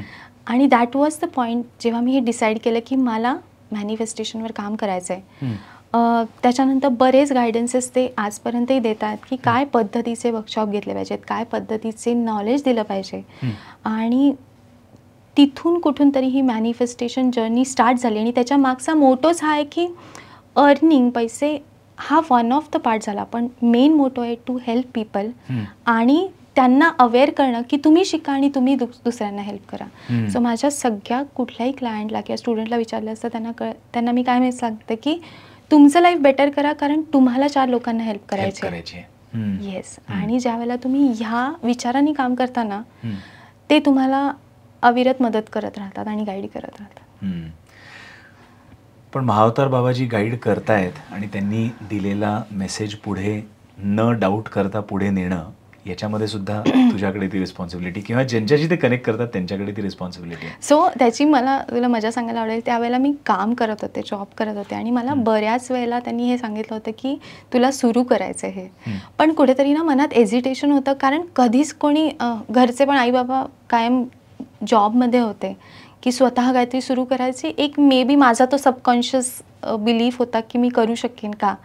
आणि त्यांनी अशी सिच्युएशन क्रिएट केली जिथे मला तो जॉब सोडायला लागला आणि नेक्स्ट कपल ऑफ डेज मी माझं ही जर्नी स्टार्ट झाली. येस. पण पहिल्यांदा जेव्हा तुझ्या आसपासच्या लोकांना तू सांगितलं असेल की महावतार बाबाजी कनेक्ट करायचा प्रयत्न करतायत किंवा दिसत आहेत त्याचे डोळ्याच्या मागे, आसपासची लोक सरप्राईज नव्हती झाली? सो आम्ही ना स्पिरिच्युअल एक्सपिरियन्सेस फक्त अशाच लोकांना सांगतो जे जज नाही करत. बरोबर. कुठले एक्सपिरियन्सेस कोणाला सांगायचे, कारण ज्यावेळेला जजमेंट येतं ना त्यावेळेला तुम्हाला स्वतःवर विश्वास नाही राहत. सो या एनर्जी फील्डमध्ये, या स्पिरिच्युअल फील्डमध्ये तुम्हाला आलेले एक्सपिरियन्स अशाच लोकांना तुम्हाला सांगायला लागतात जे ते इंटरप्रिट करू शकतील, नाही जज नाही करू शकणार. इनोटॉक्सच्या या पॉडकास्टमध्ये अजून एक गेस्ट आली होती, तिचं नाव नमिता दाबके. आणि नमिता दाबके ही तदेकम फाउंडेशन मध्ये ती एक रेकी टीचर, प्रॅक्टिशनर असं दोन्ही आहे. तर तो एक इन्सिडेंट शेअर करावा असं वाटतोय. तिचा एपिसोड रेकॉर्ड झाल्यानंतर त्या तदेकम फाउंडेशनच्या ध्यान मंदिरमध्ये मी व्हिजिट केलं होतं आणि तिथे तिचे जे गुरु होते, आता ते हयात नाही आहेत, पण गुरुजी नौशीर इंजिनियर असं त्यांचं नाव होतं. तर नौशीर इंजिनियर यांना सुद्धा महावतार बाबाजी डिरेक्टली कनेक्ट करायचा प्रयत्न करायचे त्यावेळेला आणि त्यांचं कनेक्शन झालं होतं एस्टॅब्लिश. आणि त्यावेळेला त्यांनी अनेक तप वगैरे सुद्धा सांगितले होते. पण गंमत म्हणजे महावतार बाबाजींनी नौशीर इंजिनियर गुरुजींना त्यांचा एकमेव फोटो काढायची परवानगी दिली होती. आणि ते जेव्हा हिमालयात गेले होते तेव्हा तिकडचा तो फोटो त्यांनी काढून त्या ध्यान मंदिरामध्ये आहे. आणि जे महावतार बाबाजी आपल्याला दिसतात नॉर्मल फोटोजमध्ये आणि तो जो फोटो आहे साम्य आहे, पण फोटो खूप वेगळा आहे. असं जस्ट एकदम आठवलं की तो फोटो अजूनही ध्यान मंदिरामध्ये तिथे आहे. तर मे बी महावतार बाबाजी म्हणजे आपल्या काळाचीच कदाचित गरज असेल की he is trying to connect आणि क्रिएट सो मच हिलिंग. पण आता समजलं की तुझं मॅनिफेस्टेशनचं जे टेक्निक्स आहेत ते खूप का वेगळे आहेत. एक पुढे असं विचारायचं आहे ना की आपल्या आसपास आपण होपोनोपोनो बाबतीत तर बोललोच, पण डे टू डे बेसिसवर आपल्या आसपास फिअर, शेम आणि गिल्ट हे 3 इमोशन्स प्रिडॉमिनंटली आहेत. म्हणजे कलियुगामध्ये म्हण किंवा आजच्या या जगामध्ये म्हण, we have an inner desire to control people. आणि त्याच्यामुळे मग आपण फिअर थ्रू कंट्रोल करतो किंवा कोणाला शेम करून कंट्रोल करतो किंवा गिल्ट दाखवून कंट्रोल करतो आणि आपल्याला जे हवं असतं ते करून घेतो.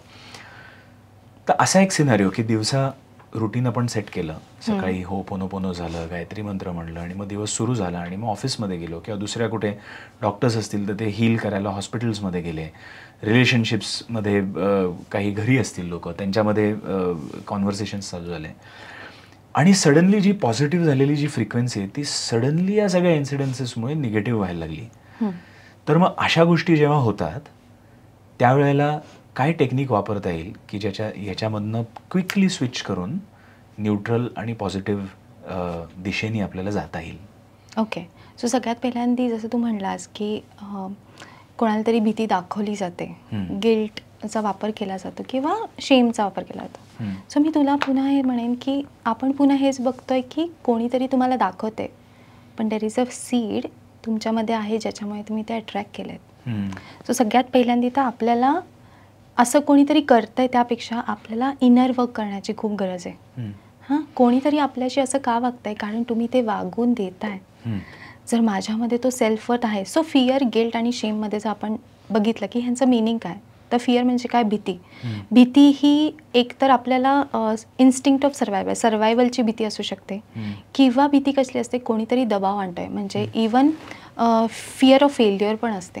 आजकालच्या कंपॅरिझनच्या जगामध्ये फिअर ऑफ फेल्युअर पण असते. हां, तसंच आपण बघितलं गिल्ट काय असतं, आपण जी ॲक्शन घेते आहे, जी कृती घेतली आहे त्याच्यामध्ये कुठेतरी आपल्या विचारांनी आपण एक तर कृती केल्यामुळे आपल्याला गिल्ट येतं किंवा दुसरं असतं की फक्त विचार करून पण लोक गिल्टी फील करतात.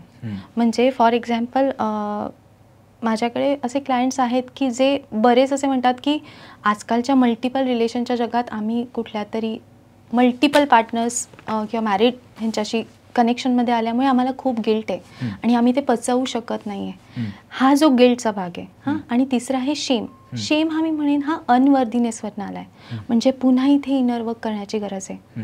दुसरी ही पण गोष्ट अशी मला वाटते की या तिन्ही गोष्टी या आत्ताच्या जन्मातल्या इन्सिडेंट्सवरनं असू शकतात, पण मागच्या जन्मातल्या इन्सिडेन्सेसवरनं पण असू शकतात किंवा लिनिएज तुमच्या ॲन्सेस्ट्रलमधनं किंवा DNA लेवलच्या पण असू शकतात. सो या सगळ्यांवर काम करण्याचं सगळ्यात मोठं टेक्निक म्हणजे होपोनोपोनो प्रेयर.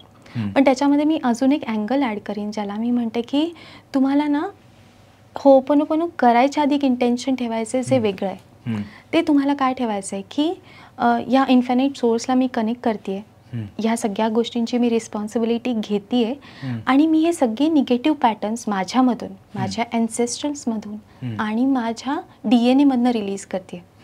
आणि ज्याला तुम्ही म्हणाल I am sorry, please forgive me, my family and my ancestors, thank you and I love you. So काही लोकांना बघितलं ना पाण्याची भीती असते, पण ह्या जन्मात पाण्या रिलेटेड असं काही घडलेलंच नसतं. सो ती subconscious deeper level of consciousness असतो ज्याच्यामुळे ती भीती आलेली असते. पण ज्यावेळेला हे होपोनोपोनो टेक्निक आपण तेव्हा पण करतो ना, यू कॅन सी मिरॅक्युलस रिझल्ट. म्हणजे जसं मी म्हटलं ना, हे ऑटोमॅटिकली तुम्हाला रिचार्ज करतं, कारण त्यांनी काय होतं की तुमच्या ह्या सगळ्या निगेटिव्ह अटॅचमेंट्स कट होतात आणि निगेटिव्ह अटॅचमेंट्समुळेच आपण ड्रेन होतो. म्हणजे आपण बघतो ना काही ठिकाणी, काही घरांमध्ये गेल्यावर आपल्याला खूप ड्रेन वाटतं. का?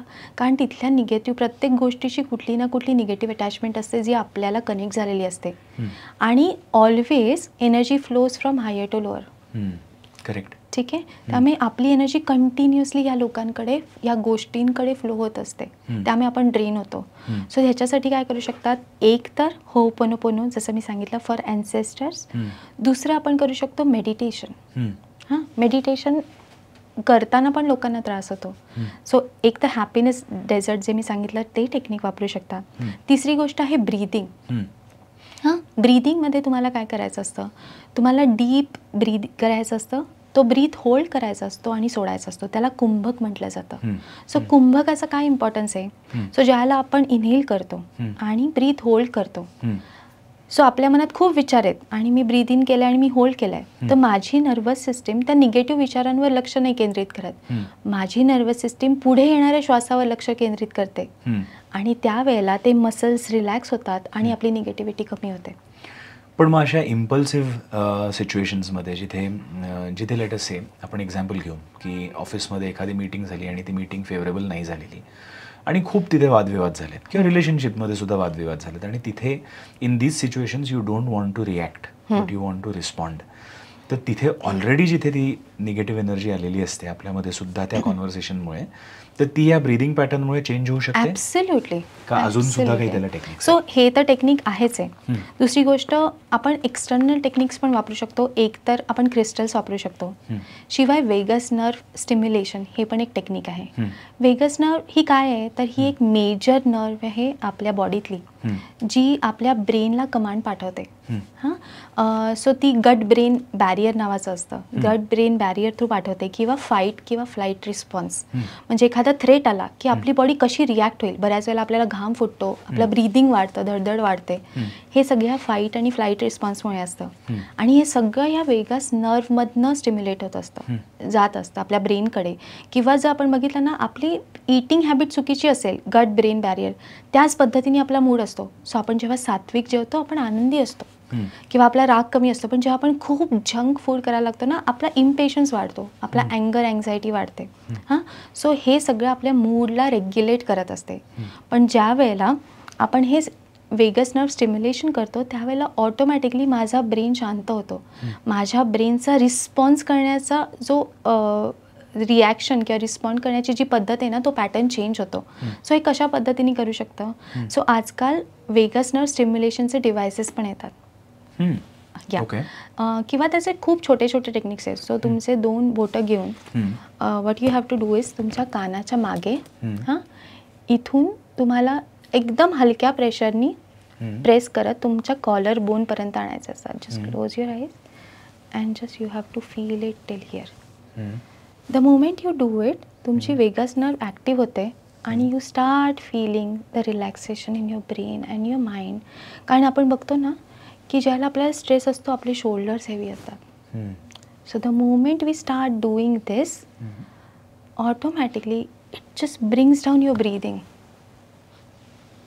It just calms your mind. आता एनर्जी चेंज झाली, I can feel the change in the energy automatically. आणि हे विदिन अ सेकंड, म्हणजे कोणाला कळणार पण नाही मी काय करते.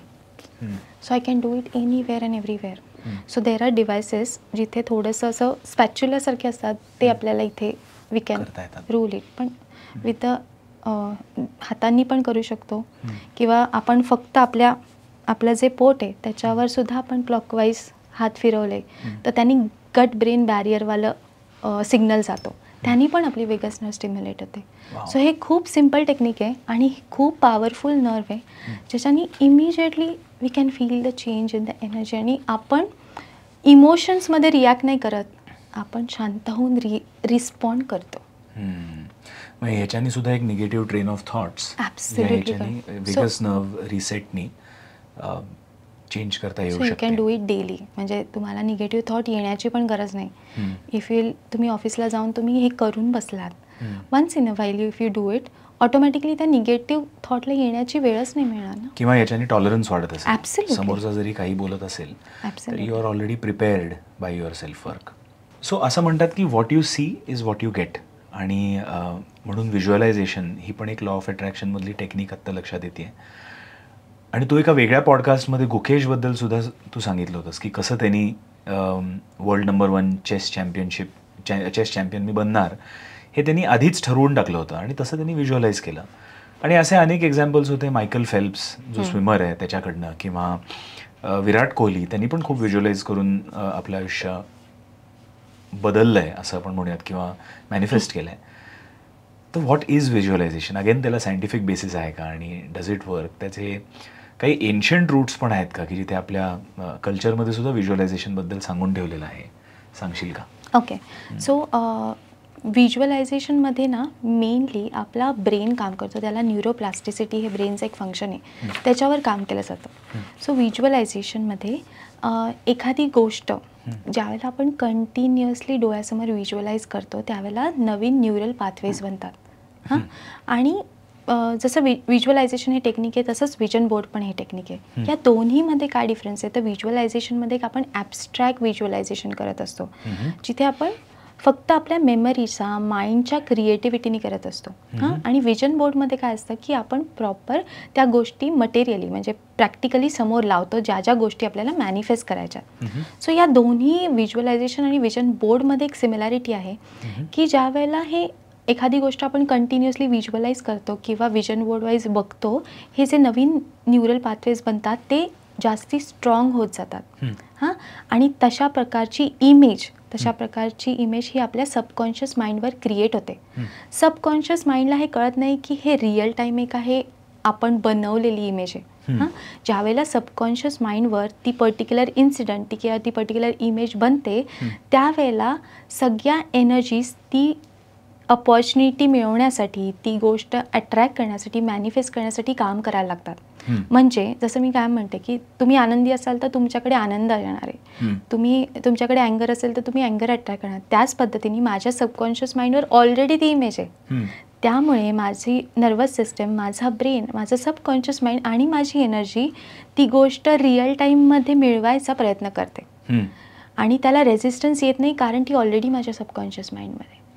खूप वेळा लोकांना ज्या भौतिक इच्छा असतात, म्हणजे मोठं घर घ्यायचं असतं, एखादी छान गाडी घ्यायची असते किंवा एखादा पार्टनर अट्रॅक्ट करायचा असतो, या गोष्टी व्हिज्युअलाइज करता येतात? ॲब्सोल्युटली. सो पार्टनरच्या बाबतीत मी म्हणेन की स्पेसिफिक पार्टनर नसेल तर तुम्ही जनरल व्हिज्युअलाइज करू शकता की काय तुम्ही त्यातनं कॅरेक्टरिस्टिक्स बघताय. सो मी त्या बाबतीत म्हणेन की for partner it is better to affirm or better to do gratitude or better to do journaling than visualization.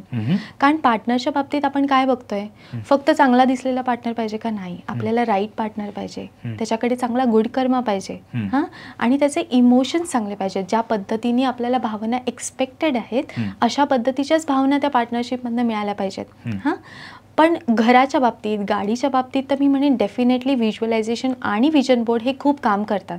हां, म्हणजे तुम्हाला जे काही हवं आहे त्या पद्धतीची तुम्हाला विजन बोर्डमध्ये त्या पद्धतीचा फोटो लावायला लागतो, कोलाज बनवायला लागतं, आणि व्हिज्युअलायझेशनमध्ये तुम्हाला अगदी बारकाईने त्या गोष्टीचे तुमच्या मेमरीवर एक फिल्म बनवायला लागते आणि ती फिल्म तुम्ही कंटिन्युअसली रिप्ले करत राहता. मग एक तर तुम्ही लिहून काढून ते मनाला सांगता की अशा पद्धतीचं माझ्या लाईफमध्ये घडायला हवं आहे, किंवा जसं मी कायम टेक्निक वापरते, मी माझ्या आवाजात रेकॉर्ड करते आणि त्या पद्धतीने डोळे बंद करून व्हिज्युअलाइज करते. आणि ह्या दोन्ही गोष्टी ज्या वेळेला आपण प्ले करतो, माझ्या माइंडला कळतं की अरे हिच्याकडे घर आहे. हां, सो घर आहे हा थॉट माझ्या सबकॉन्शियस माइंडला पोचला आहे. मग आता काय होतं, माझी एनर्जी फाइंड आउट करायला लागते की मग मला कुठे मिळेल. So it is just the energy work that. Main गोष्ट असते की तुमच्या सबकॉन्शियसमध्ये प्रोग्राम झालं पाहिजे. आणि त्यानंतरचा भाग येतो तो असतो इंटरनल रेझिस्टन्स. म्हणजे की मी जेव्हा घराचा विचार करते, किंवा फॉर एक्झाम्पल माझंच एक्झाम्पल देते की मला गाडी घ्यायची आहे, हां, माझं विजन बोर्डमध्ये मी व्हिज्युअलायझेशन करते, पण कुठेतरी मला गाडी चालवायची भीती आहे, ज्याच्यावर मी मे बी अजूनही काम करते. आणि ह्या भीतीमुळे मला माहिती ती गाडी काय ट्रॅक नाही होते, कारण माझ्यामध्ये ती फिअर आहे. सो बऱ्याच वेळेला लोक म्हणतात की नाही विजन बोर्ड्स काम नाही करत, व्हिज्युअलायझेशन काम नाही करत, पण त्यांना हे कळत नाही त्यांनी ती इमेज बनवली आहे, पण तुमच्यातला जो इंटरनल रेझिस्टन्स आहे तो ती गोष्ट घडवून आणून देत नाही आहे. आणि ज्या वेळेला मी हा इंटरनल रेझिस्टन्स, मी ही फिअर रिलीज करेन, त्यावेळेला ऑटोमॅटिकली मी ते अट्रॅक्ट करणार आहे. Very true. एक इन्सिडन्स लक्षात आला. नेव्हिल गॉडर्ड नावाचा एक मोठा मॅनिफेस्टेशन कोच म्हणायला हरकत नाही, पण त्यांनी व्हिज्युअलायझेशनबद्दल सुद्धा असंच सांगितलं होतं. एक एक्झाम्पल त्यांनी लिहिलं होतं की त्यांच्या एका क्लायंटला त्यांनी सांगितलं त्याला बिल्डिंग पाहिजे होती मोठी, का त्याच्या वडिलांबद्दल त्यांनी सांगितलं. तर त्याचे वडील रोज सकाळी त्या बिल्डिंगच्या समोर जाऊन फक्त असा विचार करायचे की आपल्याकडे त्या बिल्डिंगच्या किल्ल्या हातामध्ये आहेत आणि पॉकेटमध्ये हात घालवण्याच्या किल्ल्या आहेत, आणि एवढं ते एकदा रोज व्हिज्युअलाइज करायचे. आणि काही वर्षांनंतर त्यांना ती बिल्डिंग मिळाली. तर व्हिज्युअलायझेशन असंच चमत्कारिकरित्या काम करतं. ॲब्सोल्युटली. आणि मग ही प्रॅक्टिस किती वेळा केली पाहिजे लोकांनी? सो हे मी म्हणेन पुन्हा तुमच्या माइंड क्लटरवर, तुमच्या इंटरनल रेझिस्टन्सवर डिपेंड करतं. ओके. हां, तुम्हाला दिवसातनं एकदा दोनदा बेस्ड ऑन तुम्ही सो हे सगळे टेक्निक्स तुम्हाला शांत असतानाच करण्याची गरज आहे. ज्याला तुमची फ्रिक्वेन्सी लो असेल तेव्हा करून उपयोग नाही. सो हे प्रत्येकासाठी व्हेरी होऊ शकतं. पण एखादं समजा आपण मनी रिलेटेड व्हिज्युअलायझेशन केलं आणि लेट अस से एखाद्याला लाखभर रुपये कमवायचे आहेत महिन्याला, आणि ते लाखभर रुपये कमवायचे आहेत, पण जेव्हा आपण व्हिज्युअलाइज करतोय तेव्हा तो इंटरनल ब्लॉक तिथे उफाळून येतोय जोरात आणि म्हणतो अरे लाखभर रुपये खरंच जमेल का? तर मग अशा वेळेला हा रेझिस्टन्स ब्लॉक करण्यासाठी काय कसं व्हिज्युअलाइज करायचं, कारण की तिथे व्हिज्युअलायझेशनमध्ये कामीच होणार नाही. बरोबर. सो ह्या गोष्टीमध्ये मी पुन्हा सांगेन आपल्याला मल्टिपल टेक्निक्स वापरायची गरज असते.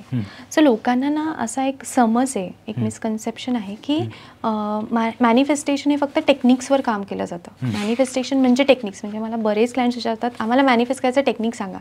सो मी सगळ्यांना हे सांगते की जर तुम्हाला टेक्निक्स हवे तर तुम्हाला यूट्यूबवर कुठेही मिळतील, पण जर तुम्हाला तुमचं लाईफ मॅनिफेस्ट करायचं आहे, त्यातले ब्लॉक्स रिलीज करून मॅनिफेस्ट करायचं, तर मी आहे तुम्हाला गाईड करायला. सो ह्याच बाबतीत मी सांगेन, जर तुम्हाला कळतं तिथे ब्लॉक आहे ते थोडासा ब्रेक घ्या. टेक्निक वापरायच्या आधी काम करा सगळ्या टेक्निक्सवर ज्यांनी तुम्ही रिलीज करा. जसं मी म्हणलं ब्लॅक पेपर टेक्निक, हो पोनो टेक्निक. हां, अजून एक टेक्निक आहे ज्याला आपण रिव्हिजन टेक्निक म्हणतो. या रिव्हिजन टेक्निकमध्ये आपण काय करतो की तुमच्या आयुष्यातला एक कुठला तरी इन्सिडन्स, सो फॉर एक्झाम्पल माझ्या एका क्लायंटच्या बाबतीत त्याला गाडी चालवायची होती, गाडी शिकायची होती, पण ज्यावेळेला त्याच्याशी बोलल्यावर कळलं की त्याच्या लाईफमध्ये एक ॲक्सिडेंट घडला होता आणि त्यावेळेला त्यांनी बघितलं होतं की तो ड्रायव्हर जागेवरच गेला आणि त्याला ती जी फिअर होती त्याच्यामुळे तो ती गाडी मॅनिफेस्ट नव्हता करू शकत. सो आपल्याला काय करायचं होतं, त्याच्यामध्ये त्याची फिअर काढायची होती. हां, सो ज्यावेळेला त्यांनी या फिअरवर आधी काम केलं आणि नंतर जाऊन मॅनिफेस्टेशन टेक्निक वापरलं, विदिन कपल ऑफ मंथ्स गाडी होती आणि तो चालवत होता त्याच कॉन्फिडन्सनी. पण मग रिव्हिजन म्हणजे इथे रिव्हिजन काय कशी? सो याच्यामध्ये काय केलं त्यांनी की त्या पर्टिक्युलर एखादा तुमच्या लाईफमध्ये ट्रॉमा घडलेला असतो, इन्सिडेंट घडलेला असतो, त्या पर्टिक्युलर इन्सिडेंटला तुम्ही रिलीव्ह करायचं असतं. हां, आणि एकतर त्या इन्सिडेंटमध्ये ज्या गोष्टी घडल्या असतील त्या तुम्ही रिराईट करायच्या असतात, म्हणजे त्या वेगळ्या पद्धतीने घडल्यात अशा पद्धतीने तुमच्या ब्रेनला सांगायचं असतं. हां, किंवा तुम्ही त्या पर्टिक्युलर इन्सिडेंटकडे बघण्याचा विचार बदलायचा असतो. म्हणजे त्याच्यासाठी त्या पर्टिक्युलर ह्याच्यामध्ये तो ड्रायव्हर गेला पण मी वाचलो, त्याचा विचार काय होता, तो गेला मी पण गेलो असतो, पण मी वाचलो. मे बी ते दैवी कनेक्शन असेल, पण जे गेलंय त्याच्यापेक्षा मी वाचलो ह्याच्यावर जेव्हा त्यांनी फोकस चेंज केला त्यावेळेला ऑटोमॅटिकली आत्ताची रियालिटी बदलली. सो रिव्हिजनचा उपयोगच हा आहे की तुम्ही पास्टमध्ये जाऊन तिथल्या गोष्टी बदला, तिथला विचार बदला. असं इमॅजिन करा की तिथे वेगळी गोष्ट घडली होती, पॉझिटिव्ह वेनी घडली होती, आत्ता बघाल की ऑटोमॅटिकली तुमची रियालिटी चेंज होते. मला ना आज अगदी 100% पटलेलं आहे की मॅनिफेस्टेशन ही टेक्निक्सचं सायन्स नाहीच आहे, it is a constant self work. म्हणजे तुम्ही दैनंदिन जीवनामध्ये येणाऱ्या प्रसंगांवर जेव्हा स्वतःवर कंटिन्युअसली काम कराल तेव्हा ऑटोमॅटिकली आयुष्य बदलतच राहणार आहे. आयसोलेशनमध्ये मॅनिफेस्टेशनकडे बघून उपयोगच नाही आहे. व्हिज्युअलायझेशनमध्ये अजून एक पैलू म्हणजे फिलिंग इज अ सिक्रेट, असं परत नेव्हिल गॉडार्ड म्हणले होते. आणि if you can feel it you can have it. पण समजा आपण मेकॅनिकली काही गोष्टी लिहिल्या आणि त्या आपल्याला खरंच मनामध्ये वाचतच नसतील तर मग असं होतं का की ते सबकॉन्शियसमध्ये प्रोग्रामच होत नाही आहे तो विचार? ओके, सो असं नाही होत की तो प्रोग्राम होत नाही, पण त्याच्या मागची इंटेन्सिटी, त्याच्या मागची भावना, म्हणजे जसं मी म्हटलं ना की रिलेशनशिपच्या बाबतीत मी एक छोटंसं एक्झाम्पल देईन की माझी एक कलीग होती आणि तिला ना बऱ्याच जॉब्सवरनं काढलं होतं कारण तिच्यात एक टेंडन्सी होती टू ओव्हर शेअर. त्यामुळे तिला बरेच प्रॉब्लेम्स व्हायचे आणि असं व्हायचं की तिला सांगायचं की तू रिझाईन कर. हां, 4-5 जॉब्स झाले, त्यानंतर तिने माझं वर्कशॉप केलं. हां, आणि त्या वर्कशॉपनंतर ना तिने टेक्निक वापरलं, व्हिज्युअलायझेशन केलं. आणि त्या टेक्निकनी तिला विदिन 15 डेज चांगला जॉब मिळाला. तिने जॉईन केला, छान सॅलरी होती, शी वॉज हॅपी. 2 ते 3 महिन्यांनी तिचा मला पुन्हा फोन आला की मला पुन्हा त्या जॉबमध्ये सेम एक्सपिरियन्स आला आहे आणि पुन्हा मला त्यांनी सांगितलं रिझाईन कर, आता मी काय करू. सो मी तिला विचारलं तू काय काय केलंस. मी रोज व्हिज्युअलायझेशन करायचे, पण त्या व्हिज्युअलायझेशनमध्ये ते फिलिंग नव्हतं. त्या व्हिज्युअलायझेशनमध्ये काय होतं, मेकॅनिझम होतं फक्त. ज्या वेळेला तिला हे समजावलं की मला का जॉब हवा आहे आणि माझ्यामध्ये आता मी काय रिवर्क करणार आहे. सो त्या पर्टिक्युलर जेन्युनिटीने, म्हणजे युनिवर्सला ना फिलिंगची भाषा कळते प्रत्येकाला. सपोज एखादा दुसऱ्या देशातला दुसऱ्या लँग्वेजचा पर्सन आहे आणि त्याला मी जर मराठी समजवलं तर त्याला नाही कळणार आहे. सो प्रत्येकाची ना एक पर्टिक्युलर लँग्वेज ऑफ कम्युनिकेशन असते. त्याच पद्धतीने युनिवर्सची आपल्या सबकॉन्शियस माइंडची कम्युनिकेशन लँग्वेज आपली फिलिंग्स आहे. तुम्ही त्याच्याशिवाय फक्त अल्फाबेट्स टाकले तर त्याला कळणार आहे का? नाही कळणार. बरोबर. त्याच पद्धतीने ज्या वेळेला तिने हे सांगितलं की मला फिलिंगनी की मला जॉब हवा आहे आणि आय एम सो ग्रेटफुल की आता मी सगळ्यांशी छान वागते, आता मी फक्त कामावर फोकस करते आणि I am happy and I am so grateful. तर तिला अजून बेटर जॉब मिळाला, अजून हायर कंपनीत. आणि आता ज्याला ती मला मंथली मेसेज करते की आता मी ती चूक करत नाही आहे, बिकॉज माझ्या सबकॉन्शियस माइंडला ती भावना पोचली की प्रत्येक गोष्ट जी हवी असते तिथे ती भावनाच आधी पोचवायची. आणि म्हणजे टेक्निक्सच्या भाषेत बोललं तर व्हिज्युअलायझेशन कदाचित पहिली टेक्निक येईल की मनामध्ये आपण तो विचार आधी आणला, तो व्हिज्युअलाइज केला, त्याचं फिलिंग ध्यानात आणलं आणि मग कदाचित त्याचं विजन बोर्डवरती सुद्धा एक्झॅक्ट त्या गोष्टी कोलाजनी केल्या तर ते कदाचित उतरत असेल. म्हणजे प्रयत्न करून बघावं लागेल, ट्राय करून बघावं लागेल. सर ते शेवटी ना एक माझा टीचर होता आणि त्या टीचरनी हे सांगितलं होतं की त्यांनी ते मला म्हणाले की तुला पाहिजे ती गोष्ट मिळेल. ते आध्यात्मिक गुरु आहेत. तुला पाहिजे ती गोष्ट मिळेल पण नेमकं तुला काय हवंय ते कळल्यावरती. आता आपल्या सगळ्यांच्या डोक्यामध्ये एकाच वेळेला 4-4, 5-5 गोष्टी या एकत्र पाहिजे असतात असं आपण म्हणू किंवा त्या इच्छा असतात. तर आपल्या दर्शकांसाठी ज्या त्यांच्या डीपेस्ट डिझायर्स आहेत, ज्या ज्या गोष्टी त्यांना उतरवायच्या आहेत रियालिटीमध्ये, तर त्यांनी कुठल्या गोष्टीवर पहिले काम करावं यासाठी काय सल्ला किंवा काय गायडन्स असेल किंवा त्यांच्या डीपेस्ट डिझायर्सची इन्व्हेंटरी कशी बनवावी आणि कसं जज करावं की कुठली डिझायर ही आपल्याला आत्ता या ठिकाणी या क्षणाला हवी आहे.